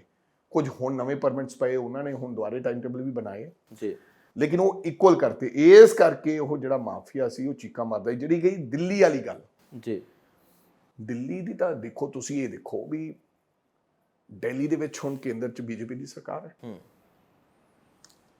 8 ਸਾਲਾਂ ਤੋਂ ਮਗਰਲੇ ਕੇਜਰੀਵਾਲ ਸਾਹਿਬ ਦੀ ਸਰਕਾਰ ਹੈ ਦਿੱਲੀ ਵਿੱਚ। ਪੰਜਾਬ ਦੇ ਵਿੱਚ ਪਹਿਲਾਂ ਅਕਾਲੀ ਦਲ ਦੀ ਸਰਕਾਰ ਸੀ, ਫਿਰ ਕਾਂਗਰਸ ਆਈ, ਉਹ ਚੱਲਦੀਆਂ ਗਈਆਂ ਬੱਸਾਂ, ਕਿਉਂਕਿ ਬੱਸਾਂ ਹੀ ਉਹਨਾਂ ਦੀਆਂ ਸੀ, ਇੰਡੋ ਕੈਨੇਡੀਅਨ ਬਾਈ। ਫਿਰ ਸਰਕਾਰ ਸਾਡੀ ਆਈ, ਅਮਰਿੰਦਰ ਸਿੰਘ ਰਲਿਆ ਸੀ, ਫਿਰ ਚੱਲਦੀਆਂ ਗਈਆਂ ਜੀ। ਪਹਿਲੀ ਵਾਰੀ ਉਹ ਅਸੀਂ ਚਿੱਠੀਆਂ ਤਾਂ ਉਦੋਂ ਲਿਖੀਆਂ, ਇਨੀਸ਼ੀਏਟਿਵ ਲਿਆ, ਲੇਕਿਨ ਬਸ ਤੁਸੀਂ ਇਹ ਦੇਖੋ, ਅਸੀਂ 13 ਚਿੱਠੀਆਂ ਲਿਖੀਆਂ, ਮੇਰੇ ਤੋਂ ਪਹਿਲਾਂ ਵਾਲੇ ਮੰਤਰੀਆਂ ਨੇ ਵੀ ਲਿਖੀਆਂ, ਮੈਂ ਵਿਧਾਨ ਸਭਾ 'ਚ ਵੀ ਕਿਹਾ, ਉਹਨਾਂ 'ਤੇ ਕੋਈ ਗੌਰ ਨਹੀਂ ਫਰਮਾਇਆ ਗਿਆ ਕੇਜਰੀਵਾਲ ਸਾਹਿਬ। ਦਿੱਲੀ ਦੇ ਵਿੱਚ ਕੇਂਦਰ 'ਚ ਭਾਜਪਾ ਹੈ, ਦਿੱਲੀ 'ਚ ਕੇਜਰੀਵਾਲ ਸਾਹਿਬ ਹੈ, ਇਹ ਫੈਸਲਾ ਫਿਰ ਹੁਣ ਕਿਉਂ ਲਿਆ ਗਿਆ? ਉਦੋਂ ਹੀ ਕਿਉਂ ਨਾ ਲਿਆ ਗਿਆ? ਹੂੰ 13 ਚਿੱਠੀਆਂ ਔਨ ਰਿਕਾਰਡ ਭੇਜੀਆਂ, ਉਹਦਾ ਕੋਈ ਜਵਾਬ ਨਹੀਂ ਦਿੱਤਾ। ਸੇਮ ਸੀਕੁਐਂਸ ਹੈ। ਤੇ ਜੇ ਹੁਣ ਫੈਸਲਾ ਕੇਜਰੀਵਾਲ ਸਾਹਿਬ ਲੈਣ ਦੀ ਹਿੰਮਤ ਰੱਖਦੇ ਸੀ ਵੀ ਬੱਸਾਂ ਹੁਣ 에ਅਰਪੋਰਟ ਤੱਕ ਜਾਣਗੀਆਂ ਜੀ, ਉਦੋਂ ਕਿਉਂ ਨਹੀਂ ਲਿਆ? ਉਹ ਸਾਰਾ ਖੇਲ ਸੀਗਾ, ਸਿਸਟਮ ਸੀਗਾ, ਇਨਵੋਲਵਮੈਂਟ ਸੀਗਾ ਆਪਸ ਵਿੱਚ ਜਿਹੜਾ ਹੈਗਾ। ਸੋ ਇਸ ਕਰਕੇ ਨਹੀਂ ਹੁਣ ਇਹਨਾਂ ਨੇ ਆਪਦੇ, ਕਿਉਂਕਿ 6 ਮਹੀਨੇ ਤਾਂ ਪਹਿਲਾਂ ਮੈਂ ਵੀ ਤਵੱਜੋ ਕੀਤੀ ਸੀ, 3 ਮਹੀਨੇ 4 ਮਹੀਨੇ ਜਦੋਂ ਪਹਿਲਾਂ ਆਇਆ ਸੀ ਮੈਂ ਇਹਦੀ ਲੜਾਈ ਲੜੀ, ਤੇ 6 ਮਹੀਨੇ ਦਾ ਇਨਸਪੈਨ ਵੀ ਤੁਸੀਂ ਟਪਾਤਾ। ਉਦੋਂ ਵੀ ਤੁਸੀਂ ਫੌਜ 'ਚ ਤੁਸੀਂ ਇਹ ਨਹੀਂ ਕਹਿ ਸਕਦੇ ਵੀ ਰਾਜੇ ਵੜਿੰਗ ਨੇ ਤਾਂ ਉਹਦੇ ਤੇ ਉਪਰਾਲਾ ਕੀਤਾ, ਮੈਂ ਤਾਂ ਤੁਹਾਨੂੰ ਮਗਰ ਗਿਆ, ਤੁਹਾਡੇ ਹੱਥ ਜੋੜੇ। ਹਾਂ, ਤੁਸੀਂ ਇਹੋ ਜਿਹਾ ਕੀ ਹੋਇਆ ਸੀ ਕਿ ਤੁਸੀਂ ਉੱਥੇ ਗਏ ਸੀ, ਕੇਜਰੀਵਾਲ ਸਾਹਿਬ ਨੂੰ ਮਿਲਣ ਗਏ ਸੀ, ਤੇ ਤੁਸੀਂ ਮੇਰੇ ਖਿਆਲ ਉਹਨਾਂ ਦੇ ਦਫ਼ਤਰ ਦੇ ਬਾਹਰ ਸ਼ਾਇਦ ਕੋਰੀਡੋਰ 'ਚ ਮਿਲੇ ਹੋਵੋਗੇ ਉਹਨਾਂ ਨੂੰ, ਉਹਨਾਂ ਨੇ ਕਿਹਾ ਸੀਗਾ ਕਿ ਤੁਸੀਂ ਟਾਈਮ ਲੈ ਕੇ ਨਹੀਂ ਆਏ। ਤੇ ਇਹੋ ਜਿਹਾ ਕੀ ਹੋਇਆ ਸੀ ਕਿ ਤੁਸੀਂ ਗਏ ਹੋ ਟਾਈਮ ਲੈ ਕੇ ਨਹੀਂ ਗਏ, ਜਾਂ ਉਹਨਾਂ ਨੇ ਟਾਈਮ ਦਿੱਤਾ ਨਹੀਂ? ਨਹੀਂ ਅਮਨਦੀਪ ਯਾਰ, ਉੱਥੇ ਟਾਈਮ ਤਾਂ ਅਸੀਂ ਪੁੱਛਿਆ ਕਿ ਅਸੀਂ ਚੀਫ ਮਿਨਿਸਟਰ ਅਵੇਲੇਬਲ ਨੇ, ਅਸੀਂ ਚਲੇ ਗਏ, ਉਹ ਉੱਥੇ ਮਿਲੇ ਨਹੀਂ, ਅਸੀਂ ਸਾਰਾ ਦਿਨ ਬਾਹਰ ਬਹਿ ਕੇ ਆ ਗਏ। ਫਿਰ ਉਸ ਤੋਂ ਬਾਅਦ ਚੀਫ ਮਿਨਿਸਟਰ ਆਏ ਹੋਏ ਸੀਗੇ, ਕੇਜਰੀਵਾਲ ਸਾਹਿਬ ਹਯਾਤ ਹੋਟਲ ਇੱਥੇ ਪ੍ਰੋਗਰਾਮ ਸੀਗਾ ਇਹਨਾਂ ਦਾ, ਕੋਈ ਅੰਮ੍ਰਿਤਸਰ ਇਹਨਾਂ ਦਾ, ਉੱਥੇ ਰੁਕੇ ਸੀ, ਮੈਂ ਉੱਥੇ ਉਹਨਾਂ ਨਾਲ ਮਿਲ ਲਿਆ ਸੀਗਾ ਜੀ। ਸੋ ਹੀ ਗਿਵ ਮੀ ਦਾ ਇੰਸ਼ੋਰੈਂਸ ਕਿ ਮੈਂ ਕਰਾਂਗਾ। ਚਲੋ, ਮੇਰੇ ਕਹਿਣ ਦਾ ਮਤਲਬ ਯਾਰ ਤੁਸੀਂ ਕਰਤਾ, that's thank you so much for that ਜੀ। ਐਟ ਲੀਸਟ ਦੇਰ ਆਏ ਦੁਰਸਤ ਆਏ, thank you, but don't condemn the other one. So you said ਕਿ ਦੈਟ ਹੀ ਇਜ਼ ਦ ਗਾਏ ਜਿਹਨੇ ਪ੍ਰੋਸੀਡ ਕੀਤਾ, ਜਿਹਨੇ ਮੇਰੇ ਕੋਲ ਗਿਆ, ਮੇਰੇ ਦਿਮਾਗ 'ਚ ਸੀ ਇਹ ਗੱਲ ਕਿ ਯਾਰ ਇਸ ਮੁੰਡੇ ਨੇ ਉਹਨਾਂ ਦੀਆਂ ਬੱਸਾਂ ਫੜੀਆਂ, ਇਹਨੇ ਵਾਰ-ਵਾਰ ਰੌਲਾ ਪਾਇਆ, ਇਹ ਦਿੱਲੀ ਗਿਆ, ਫਿਰ ਮੈਨੂੰ ਇਹਨਾਂ ਨੇ ਇੱਥੇ ਬੁਲਾਇਆ, ਇਹਦੇ ਵਿੱਚ ਕੋਈ 2% ਮੇਰਾ ਵੀ ਯੋਗਦਾਨ ਹੋਏਗਾ। ਬਿਲਕੁਲ, ਤੁਸੀਂ ਕਹਿੰਦੇ ਹੋ ਕਿ ਦੈਟ ਅਸੀਂ ਸਟਾਰਟਡ, ਨੋ ਪ੍ਰੋਬਲਮ, ਟੇਕ ਅ ਕ੍ਰੈਡਿਟ, ਜਨਤਾ ਜਾਣਦੀ ਹੈ। ਸੋ ਮੈਂ ਫਿਰ ਇਹ ਕਹਿ ਰਿਹਾ ਕਿ ਜਨਤਾ ਨੋਜ਼ ਈਚ ਐਂਡ ਐਵਰੀਥਿੰਗ। ਤੁਸੀਂ ਦੇਖ ਲਓ, ਫੜ ਲਿਆ ਬੰਦਾ, ਮੰਤਰੀ ਫੜਿਆ, ਤੇ ਫਿਰ ਬੱਸਾਂ ਚਲਾਈਆਂ, ਤੇ ਫਿਰ ਫਲਾਂ ਕੀਤਾ, ਤੇ ਨਤੀਜਾ ਕੀ ਆਇਆ? ਪੀਪਲ ਨੋਜ਼ ਐਵਰੀਥਿੰਗ ਬਈ। ਉਹ ਹੁਣ ਤੁਹਾਡੇ ਮੂੰਹ ਤੇ ਨਹੀਂ ਕਹਿੰਦੇ, ਜਨਤਾ ਇੱਕ ਨਬਜ਼ ਜਾਣਦੀ ਹੈ ਹਰ ਵਿਅਕਤੀ ਦੀ, ਕਾਂਗਰਸ ਦੀ, ਆਮ ਆਦਮੀ ਪਾਰਟੀ ਦੀ, ਕਦੇ ਕੋਈ ਨਹੀਂ ਸਮਝਦਾ। ਕੋਈ ਤੁਹਾਡਾ ਨੈਟਵਰਕ ਬੂਸਟਿੰਗ, ਕੋਈ ਸਿਸਟਮ, ਕੋਈ ਪਾਲਿਸੀ, ਕੋਈ ਪਲੈਨਰਸ, ਉਹ ਸਾਰੇ ਫੇਲ ਕਰ ਦਿੰਦੀ ਹੈ ਜਦੋਂ ਕਰਨੇ ਹੋਣ। ਵੱਡੀਆਂ ਪਾਰਟੀਆਂ ਦੇ ਫੇਲ ਕੀਤੇ, ਆਮ ਆਦਮੀ ਪਾਰਟੀ ਨੇ, ਹੁਣ ਆਮ ਆਦਮੀ ਪਾਰਟੀ ਨੂੰ ਫੇਲ ਕਰਕੇ ਉਹਨਾਂ ਨੇ ਇੱਕ ਆਮ ਬੰਦਾ ਜਿਹੜਾ ਕੋਈ ਨੈਟਵਰਕ ਨਹੀਂ ਉਹ ਜਿਤਾਤਾ ਜੀ। So they are not with that fellow. ਉਹ ਇਹਨਾਂ ਤੋਂ ਲੋਕ ਕਿਸੇ ਨੂੰ ਲਿਆਉਂਦੇ ਨਹੀਂ ਹੈ, ਲੋਕ ਨਾਰਾਜ਼ ਹੁੰਦੇ ਆ, ਉਹਨਾਂ ਨੂੰ ਲਾਉਂਦੇ ਜੀ। ਇਹ ਭੁੱਲਣਾ ਨਹੀਂ ਚਾਹੀਦਾ ਜੀ। ਬਿਲਕੁਲ, ਤੁਸੀਂ ਟਰਾਂਸਪੋਰਟ ਮੰਤਰੀ ਰਹਿੰਦੇ ਹੋਏ ਰੈਵਨਿਊ ਵਧਾਉਣ ਦੀ ਵੀ ਗੱਲ ਕੀਤੀ ਸੀ ਕਿ ਟਰਾਂਸਪੋਰਟ ਡਿਪਾਰਟਮੈਂਟ ਦਾ ਰੈਵਨਿਊ ਵੀ ਵਧਾਇਆ। ਵਧਾਇਆ ਨਹੀਂ ਯਾਰ, it was on the news, leading newspapers, Tribune newspaper. ਮੈਂ ਆਪਦੀ ਆਪ ਥੋੜੀ ਕਹਿਣਾ ਯਾਰ, ਮੈਂ ਤਾਂ ਪ੍ਰੈਸ ਕਾਨਫਰੰਸਿਸ ਕੀਤੀਆਂ ਔਰ ਜਿਹੜੇ ਲੀਡਿੰਗ ਨਿਊਜ਼ਪੇਪਰ ਸੀਗੇ ਉਹਨਾਂ ਨੇ ਦੱਸਿਆ। ਤੁਸੀਂ ਅੰਕੜੇ ਅੱਜ ਵੀ, ਉਹ ਤਾਂ ਅੰਕੜੇ ਨੇ, ਉਹ ਤਾਂ ਕੋਈ ਸ਼ੀਟਸ ਨਹੀਂ, ਉਹ ਤਾਂ ਕੋਈ ਉਹਨੂੰ ਤਾਰ ਪੀੜੋ ਨਹੀਂ ਕਰ ਸਕਦਾ ਕਿ ਰੈਵਨਿਊ ਵਧਿਆ। ਆਫੀਸਰਸ ਵੀ ਉਹੀ ਨੇ ਤੇ ਸਭ ਕੁਝ ਰਿਕਾਰਡ ਦੇ ਵਿੱਚ ਹੈ। ਕੀ ਜੋ ਹੁਣ ਹੋ ਰਿਹਾ ਟਰਾਂਸਪੋਰਟ ਡਿਪਾਰਟਮੈਂਟ ਦੇ ਵਿੱਚ, ਜਿਵੇਂ ਸਟੰਟ ਕੀਤੇ ਜਾ ਰਹੇ ਆ, ਜਿਵੇਂ ਲੋਕ ਦੱਸਦੇ ਆ, ਸਵਾਲ ਚੱਕਦੇ ਆ ਲੋਕ ਕਿ ਜੋ ਦਿੱਲੀ ਤੱਕ ਬੱਸਾਂ ਚਲਾਈਆਂ, ਇਹਨਾਂ ਦਾ ਕੋਈ ਇਹਦੇ ਵਿੱਚ ਲੈਣ ਦੇਣ ਨਹੀਂ ਹੈ ਸਰਕਾਰ ਦਾ, ਜਾਂ ਸਰਕਾਰ ਉਸੇ ਤਰੀਕੇ ਨਾਲ ਕੰਮ ਕਰ ਰਹੀ ਹੈ ਜਿਹੜੇ ਤਰੀਕੇ ਨਾਲ ਹੋਣਾ ਚਾਹੀਦਾ? ਯਾਰ ਮੈਨੂੰ ਇਸ ਬਾਰੇ ਜਾਣਕਾਰੀ ਨਹੀਂ ਹੈ ਬਹੁਤੀ, ਮੈਂ ਉਹਦੇ ਤੇ ਕੋਈ ਬਹੁਤਾ ਗੌਰ ਨਹੀਂ ਫਰਮਾਇਆ। ਲੇਕਿਨ ਹਾਂ, ਬੱਸਿਸ ਚੱਲੀਆਂ। ਪਿੱਛੇ ਜੇ ਇਹ ਨਿਊਜ਼ ਲੱਗੀ ਸੀ ਕਿ ਜਿਹੜੀ ਉਹਨਾਂ ਦੇ ਵਿੱਚ ਬੁਕਿੰਗ ਆ ਉਹ ਘੱਟ ਹੈ। I don't know what is the reason. ਕਹਿੰਦੇ ਕਿ ਪ੍ਰੋਪਰ 에ਅਰਪੋਰਟ ਵਾਲਿਆਂ ਨਾਲ ਹਜੇ ਗੱਲ ਨਹੀਂ ਕੀਤੀ ਕਿਉਂਕਿ ਉੱਥੇ ਇਹਨਾਂ ਨੂੰ ਪਾਰਕਿੰਗ ਸਪੇਸ ਨਹੀਂ ਲਈ। ਜਦ ਕਿ ਮੈਂ ਉਦੋਂ ਦੇ ਮੰਤਰੀ ਨੂੰ ਵੀ ਲਿਖਿਆ ਸੀ, ਦੇ ਸੈਡ ਕਿ ਕਿਉਂਕਿ ਜੋਤੀਰਾਜੇ ਸਿੰਧੀਆ ਪਹਿਲਾਂ ਕਾਂਗਰਸ 'ਚ ਹੁੰਦੇ ਸੀਗੇ, ਨਾਓ ਹੀ ਇਜ਼ ਐਵੀਏਸ਼ਨ ਮਿਨਿਸਟਰ। ਸੋ ਕੋਈ ਇਹੋ ਜਿਹਾ ਝੰਜਟ ਵਿੱਚ ਆਪਸ ਵਿੱਚ ਚੱਲ ਰਿਹਾ ਹੈ। ਕੁਛ ਟਰਾਂਸਪੋਰਟਰ ਵੀ ਇਹ ਵੀ ਗੱਲ ਕਰ ਰਹੇ ਨੇ ਜਿਹੜੀਆਂ ਕਿਲੋਮੀਟਰ ਸਕੀਮਸ 'ਤੇ ਬੱਸਾਂ ਹੁਣ ਪਾਈਆਂ ਜਾ ਰਹੀਆਂ ਉਹ ਨਹੀਂ ਹੋਣੀਆਂ ਚਾਹੀਦੀਆਂ। ਸੋ ਮੇਰੇ ਖਿਆਲ ਉਹਨਾਂ ਦੀ ਗੱਲ ਜਾਇਜ਼ ਵੀ ਹੈ। ਸੋ ਠੀਕ ਹੈ, ਜੋ ਵੀ ਸਰਕਾਰ ਕੰਮ ਕਰੀ। ਮੈਂ ਫਿਰ ਦੁਬਾਰਾ ਇਹ ਕਹਿਣਾ ਚਾਹੁੰਦਾ, ਕੰਡੈਮ ਕਰਨਾ ਬੜਾ ਸੌਖਾ ਹੈ। It's like this, condemning somebody ਕਿ ਫਲਾ ਦਾ ਯਾਰ ਬਹੁਤ ਮਾੜਾ ਹੈ। So I don't want to condemn anybody, but ਹਰ ਚੀਜ਼ ਦਾ ਵਿਰੋਧ ਨਹੀਂ ਕਰਨਾ। ਨਹੀਂ, ਹਰ ਚੀਜ਼ ਦਾ ਨਹੀਂ, ਕਿਸੇ ਚੀਜ਼ ਦਾ ਵਿਰੋਧ ਨਾ ਕਰੋ। ਤੁਸੀਂ ਆਪਦੀ ਚੀਜ਼ ਨੂੰ ਵਧੀਆ ਦੱਸੋ, ਆਪਦੀ ਚੀਜ਼ ਚੰਗੀ ਬਣਾ ਕੇ ਲਿਆਓ ਜੀ, ਸੋ ਦੈਟ ਲੋਕ ਉਹਨੂੰ, ਤੁਸੀਂ ਕਹੋ ਵੀ ਫਲਾਣੇ ਦੇ ਪਕੌੜੇ ਦਾ ਮਾੜੇ, ਇਹਦੇ ਤੇਲ ਵਾਲੇ ਤੇ ਖਰਾਬ ਹੈ, ਤੁਹਾਡੇ ਪਕੌੜੇ ਚੰਗੇ ਹੋਣੇ ਚਾਹੀਦੇ, ਤੁਹਾਡੀ ਦੁਕਾਨ ਤੇ ਆਪੇ। ਨਹੀਂ, ਮਾੜੇ ਦਾ ਵਿਰੋਧ ਤਾਂ ਤੁਹਾਨੂੰ ਕਰਨਾ ਪਊਗਾ, ਤੁਸੀਂ ਮੇਰੇ ਕਹਿੰਦੇ ਉਹ ਯਾਰ ਅੱਜ ਕੱਲ ਜਨਤਾ ਬੜੀ ਸੁਚੇਤ ਹੈ, ਉਹ ਮੇਰੇ ਮੂੰਹ ਚੋਂ ਨਹੀਂ ਸੁਣਨਾ ਚਾਹੁੰਦੀ ਜੀ। ਇਫ ਮੈਂ ਕਰੂੰਗਾ ਵਿਰੋਧ ਤਾਂ ਦੇ ਵਿਲ ਫੀਲ ਕਿ ਸ਼ਾਇਦ ਰਾਜਾ ਇਸ ਕਰਕੇ ਵਿਰੋਧ ਕਰ ਰਿਹਾ ਕਿ ਇਹ ਕਾਂਗਰਸ ਪਾਰਟੀ ਦਾ ਪ੍ਰਧਾਨ ਹੈ। ਜੇ ਕੋਈ ਆਮ ਵਿਅਕਤੀ ਜਦੋਂ ਜਨਤਾ ਕਰੇਗੀ ਵਿਰੋਧ ਤਾਂ ਦੈਟ ਕਾਲ ਆ ਵਿਰੋਧ ਕਿ ਵਾਕਈ ਇਹ ਗੱਲ ਸਹੀ। ਰਾਹੁਲ ਗਾਂਧੀ ਨੇ ਚੀਕ ਚੀਕ ਕੇ ਕਿਹਾ ਕਿ GST ਸਾਡੇ ਲਈ ਮਾੜੀ ਹੈ, ਨੋਟਬੰਦੀ ਮਾੜੀ ਹੈ। ਰਾਹੁਲ ਗਾਂਧੀ ਲਾਈਨਾਂ 'ਚ ਖੜੇ ਰਹੇ ਜਾਣਬੁੱਝ ਕੇ ਲੋਕਾਂ ਨੂੰ ਦੱਸਣ ਦੇ ਮਾਰੇ ਕਿ this is a bad thing, ਜਿਹੜੀ ਇਹ ਨਹੀਂ ਲੈ ਕੇ ਆਉਣੀ ਚਾਹੀਦੀ। 50 ਲੋਕ ਮਰ ਗਏ, लेकिन फिर लोगों ने क्या कि नहीं, प्रधानमंत्री कहा कि अभी मेरे को 50 दिन का समय दे दो। लेकिन लोगों ने हुण समझा कि यार नोटबंदी हुई, फायदा की होया, जाना चलियां गईयां। लोग उदों समझते सी कि अमीर गरीब हो जाएगा, गरीब अमीर हो जाएगा, सब इक्वालिटी आ जाएगी। इस करके लोग धम्मल नाल लाइनां च लगे रहे। लोगों ने परेशानियां भी चलियां, लेकिन सारा सारा दिन लाइनां चला के 2000 रुपए लेके आउंदे सी। पर राहुल गांधी जी जो कह रहे सी कि ये होने वाला है, नहीं सुनिया किसी ने। राहुल गांधी ने आख्या कि कोविड 'ਚ लोग, मेरे कहने का मतलब कई बार साडे रौला पाउण नाल शायद लोग ये फील करते हैं कि ओपोजिशन पार्टी केवल रौला पा रही है। ਜਦੋਂ ਪਤਾ ਲੱਗਦਾ ਹੌਲੀ ਹੌਲੀ ਤਾਂ ਫਿਰ ਉਹਨਾਂ ਨੂੰ ਲੱਗਦਾ ਕਿ ਨਹੀਂ ਸ਼ਾਇਦ ਸੱਚੀ ਗੱਲ ਕਰ ਰਹੀ ਸੀ। ਸੋ ਇਸ ਤਰ੍ਹਾਂ ਦੀ ਮੇਰੇ ਖਿਆਲ ਸਾਨੂੰ ਆਪਣੀ ਇਮੇਜ ਬਿਲਡ ਕਰਨੀ ਚਾਹੀਦੀ ਹੈ, ਨਾਟ ਕਿ ਕੰਡੈਮਿੰਗ ਅਦਰ ਪੀਪਲ। ਹਾਂ, ਜਿੱਥੇ ਕੋਈ ਹੈਗੀ ਹੈ ਉਹ ਤਰੀਕੇ ਨਾਲ ਤੁਸੀਂ ਆਪਦੀ ਗੱਲ ਜਨਤਾ ਦੇ ਸਾਹਮਣੇ ਮੀਡੀਆ ਦੇ ਰਾਹੀਂ ਤੁਹਾਡੇ ਰਾਹੀਂ ਦੱਸ ਦੇਣੀ ਚਾਹੀਦੀ।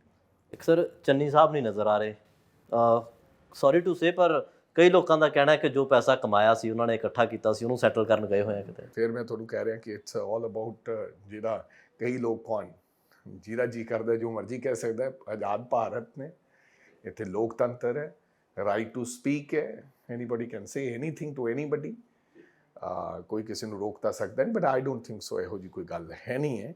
ਪਰ ਹਾਂ ਇਹ ਜ਼ਰੂਰ ਕਹਾਂਗਾ ਹੁਣ ਜ਼ਿਆਦਾ ਸਮਾਂ ਹੋ ਗਿਆ, ਚੰਨੀ ਸਾਹਿਬ ਨੂੰ ਵਾਪਸ ਆ ਜਾਣਾ ਚਾਹੀਦਾ। ਕਹਿੰਦੇ ਅੱਖ ਦਾ ਕੋਈ ਆਪਰੇਸ਼ਨ ਵਗੈਰਾ ਕਰਵਾਉਣਾ ਸੀਗਾ।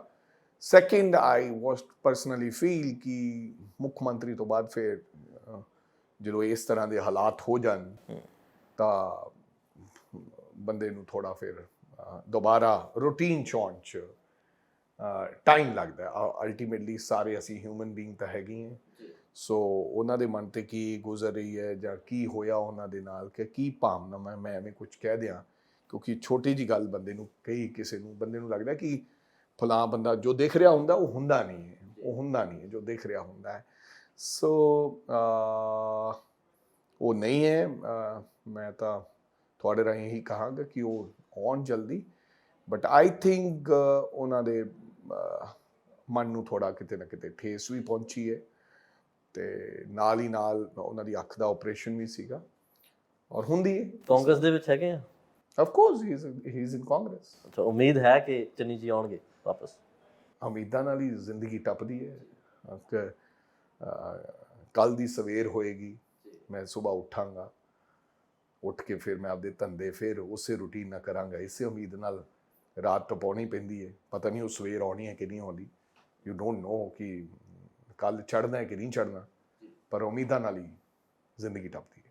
ਇੱਕ ਆਖਰੀ ਸਵਾਲ ਹੈ ਸਰ, ਪੰਜਾਬ ਦੇ ਕਿਸਾਨਾਂ ਨੂੰ ਲੈ ਕੇ ਜੋ ਚੱਲ ਰਿਹਾ ਹੈ, MSP ਪੈਨਲ ਬਣਾਇਆ ਗਿਆ ਪਰ ਪੰਜਾਬ ਦੇ ਕਿਸਾਨਾਂ ਨੂੰ, ਪੰਜਾਬ ਦੇ ਕਿਸਾਨ ਲੀਡਰਾਂ ਨੂੰ ਉਹਦੇ ਵਿੱਚ ਸ਼ਾਮਿਲ ਨਹੀਂ ਕੀਤਾ ਗਿਆ। ਅਤੇ ਉਹਦੇ ਲਈ ਕੀ ਹੁਣ ਆਲ ਪਾਰਟੀ ਮੀਟਿੰਗ ਹੋਊਗੀ ਜਾਂ ਸਾਰੀਆਂ ਪਾਰਟੀਆਂ ਰਲ ਕੇ ਉਸ ਹੱਕ ਲਈ ਬੋਲਣਗੀਆਂ?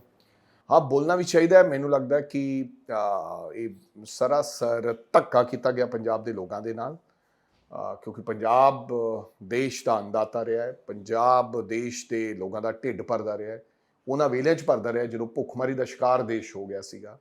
ਇਸੇ ਕਰਕੇ ਉਤਸ਼ਾਹਿਤ ਕਰਨ ਦੇ ਵਾਸਤੇ ਇਹ MSP ਦਿੱਤੀ ਗਈ ਸੀ, ਕਾਂਗਰਸ ਪਾਰਟੀ ਵੱਲੋਂ ਦਿੱਤੀ ਗਈ ਸੀ ਉਸ ਵੇਲੇ, ਕਿ ਤੁਸੀਂ MSP ਤੁਹਾਨੂੰ ਦਿੰਦੇ ਆ, ਤੁਹਾਨੂੰ ਪੱਕਾ ਮੁੱਲ ਦਿੰਦੇ ਆ ਅਤੇ ਦੁਬਾਰਾ ਤੁਸੀਂ ਫਸਲਾਂ ਬੀਜੋ, ਕਿਉਂਕਿ ਪੰਜਾਬੀ ਮਿਹਨਤੀ ਹੈ ਜੀ, ਬੀਜੇ ਅਤੇ ਪੰਜਾਬ ਦੇਸ਼ ਦੇ ਲੋਕਾਂ ਦਾ ਢਿੱਡ ਭਰੇ।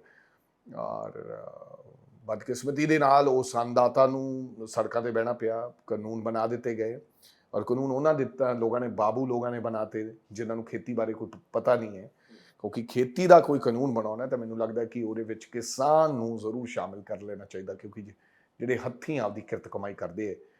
ਰਾਜਾ ਵੜਿੰਗ ਬੇਸ਼ੱਕ ਕਿਸਾਨ ਹੈ, ਲੇਕਿਨ ਜਿਹੜਾ ਨਰਮਾ ਗੁੱਡਦਾ ਹੈ, ਬੀਜਦਾ ਹੈ, ਚੁਗਦਾ ਹੈ, ਛਟੀਆਂ ਪੱਟਦਾ ਹੈ, ਠੀਕ ਹੈ, ਟਰਾਲੀ ਭਰ ਕੇ ਲਾਂਗਾ ਲੱਦ ਕੇ ਲੈ ਕੇ ਆਉਂਦਾ ਹੈ, ਉੱਤੇ ਰੱਸੀਆਂ ਬੰਨ੍ਹ ਕੇ, ਉਹਨੂੰ ਜ਼ਿਆਦਾ ਤਜਰਬਾ ਰੱਦ ਨਹੀਂ। ਇਵਨ ਮੈਂ ਵੀ ਕਿਸਾਨ ਦਾ ਪੁੱਤ ਹਾਂ, ਪਰ ਉਹਨੂੰ ਜ਼ਿਆਦਾ ਪਤਾ ਹੈ ਵੀ ਕਿੱਦਾਂ ਕਿਸਾਨੀ ਕੀ ਹੁੰਦੀ ਹੈ, ਜਿਨ੍ਹਾਂ ਕਿੱਦਾਂ ਨੇ ਰਾਤਾਂ ਨੂੰ ਪਾਣੀ ਲਾਉਣਾ, ਜਿਨ੍ਹਾਂ ਨੇ। ਸੋ ਮੈਂ ਸਮਝਦਾ ਕਿ ਦਿੱਲੀ ਦੀ ਜਿਹੜੀ ਲੋਕ ਕਮੇਟੀ ਬਣਾਈ ਹੈ ਨੀਤੀ ਆਯੋਗ ਦੇ ਉਹੀ ਮਾਹਿਰ ਲੋਕਾਂ ਦੀ ਚੇਅਰਮੈਨ ਨੇ, ਜਿਨ੍ਹਾਂ ਲੋਕਾਂ ਨੇ ਕਾਲੇ ਕਾਨੂੰਨ ਬਣਾਏ ਸੀ, ਤੇ ਉਹਨਾਂ ਨੇ ਬੜੀ ਚਲਾਕੀ ਦੇ ਨਾਲ ਪੰਜਾਬ ਦੇ ਜਿਹੜੇ ਲੋਕਾਂ ਨੂੰ ਦੂਰ ਰੱਖਿਆ। ਹਾਲਾਂਕਿ ਇਹ ਕਿਹਾ ਗਿਆ ਸੀ 4 ਮੈਂਬਰ ਇੱਥੋਂ ਲਵਾਂਗੇ, ਲੇਕਿਨ ਉਹਨਾਂ ਨੂੰ ਨਹੀਂ ਲਿਆ। ਬਦਕਿਸਮਤੀ ਹੈ, ਬਹੁਤ ਮਾੜੀ ਗੱਲ ਹੈ।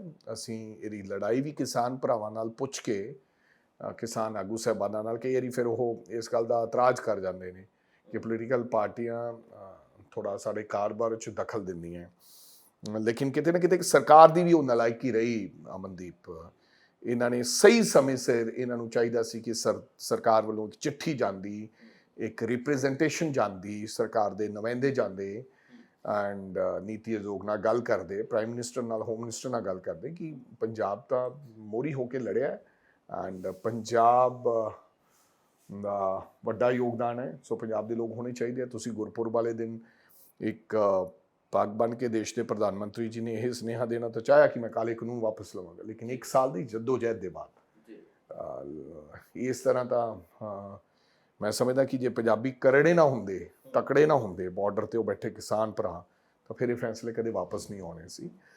ਸੋ ਬੜਾ ਮਦਭਾਗਾ ਇਹ ਫੈਸਲਾ ਰਿਹਾ, ਬਟ ਮੈਨੂੰ ਲੱਗਦਾ ਕਿ ਇਹਦੇ ਤੇ ਸਰਕਾਰ ਤਵੱਜੋ ਦੇਵੇ ਔਰ ਈਵਨ ਪੋਲੀਟੀਕਲ ਪਾਰਟੀਜ਼ ਨੂੰ ਵੀ, ਸਾਨੂੰ ਵੀ। ਮੈਂ ਆਉਣ ਵਾਲੇ ਸਮੇਂ 'ਚ ਕਿਸਾਨਾਂ ਦੇ ਕੁਝ ਮੁੱਖ ਆਗੂ ਸਾਹਿਬਾਨਾਂ ਨਾਲ ਕੋਸ਼ਿਸ਼ ਕਰਾਂਗਾ ਮਿਲ ਕੇ ਉਹਨਾਂ ਤੋਂ ਇੱਕ ਲਾਈਨ ਲਈਏ ਕਿ ਸਾਨੂੰ ਕਿਸ ਤਰ੍ਹਾਂ ਤੁਹਾਡੇ ਨਾਲ ਇਸ ਕੰਮ ਦੇ ਵਿੱਚ ਸਹਿਯੋਗ ਕਰਨਾ ਚਾਹੀਦਾ, ਤਾਂ ਜੋ ਕਮੇਟੀ ਦੇ ਵਿੱਚ ਪੰਜਾਬ ਦਾ ਸਾਨੂੰ ਨੁਮਾਇੰਦਗੀ ਮਿਲੇ। ਸੀਐਮ ਆਫਿਸ ਤੋਂ ਕੋਈ ਗੱਲਬਾਤ ਹੋਈ, ਤੁਹਾਨੂੰ ਕੋਈ ਸੁਨੇਹਾ ਆਇਆ ਕਿ ਅਸੀਂ ਐਮਐਸਪੀ ਕਮੇਟੀ ਬਾਰੇ ਕੋਈ ਗੱਲਬਾਤ ਕਰਨੀ ਹੈ? ਨਹੀਂ, ਹਜੇ ਤੱਕ ਕੋਈ ਸੁਨੇਹਾ ਨਹੀਂ ਆਇਆ ਚੀਫ ਮਿਨਿਸਟਰ ਦੇ ਆਫਿਸ 'ਚੋਂ, ਹਜੇ ਤੱਕ ਕੋਈ ਸੁਨੇਹਾ ਨਹੀਂ ਆਇਆ। ਸ਼ੁਕਰੀਆ ਸਰ। ਇਸ ਤਰ੍ਹਾਂ ਦੀ ਗੱਲਬਾਤ, ਇਸ ਤਰ੍ਹਾਂ ਦੇ ਜ਼ਰੂਰੀ ਮੁੱਦੇ ਲੈ ਕੇ ਆਉਂਦੇ ਰਵਾਂਗੇ, ਤੇ ਦੇਖਦੇ ਰਹੋ ਪੰਜਾਬ ਟੁਡੇ।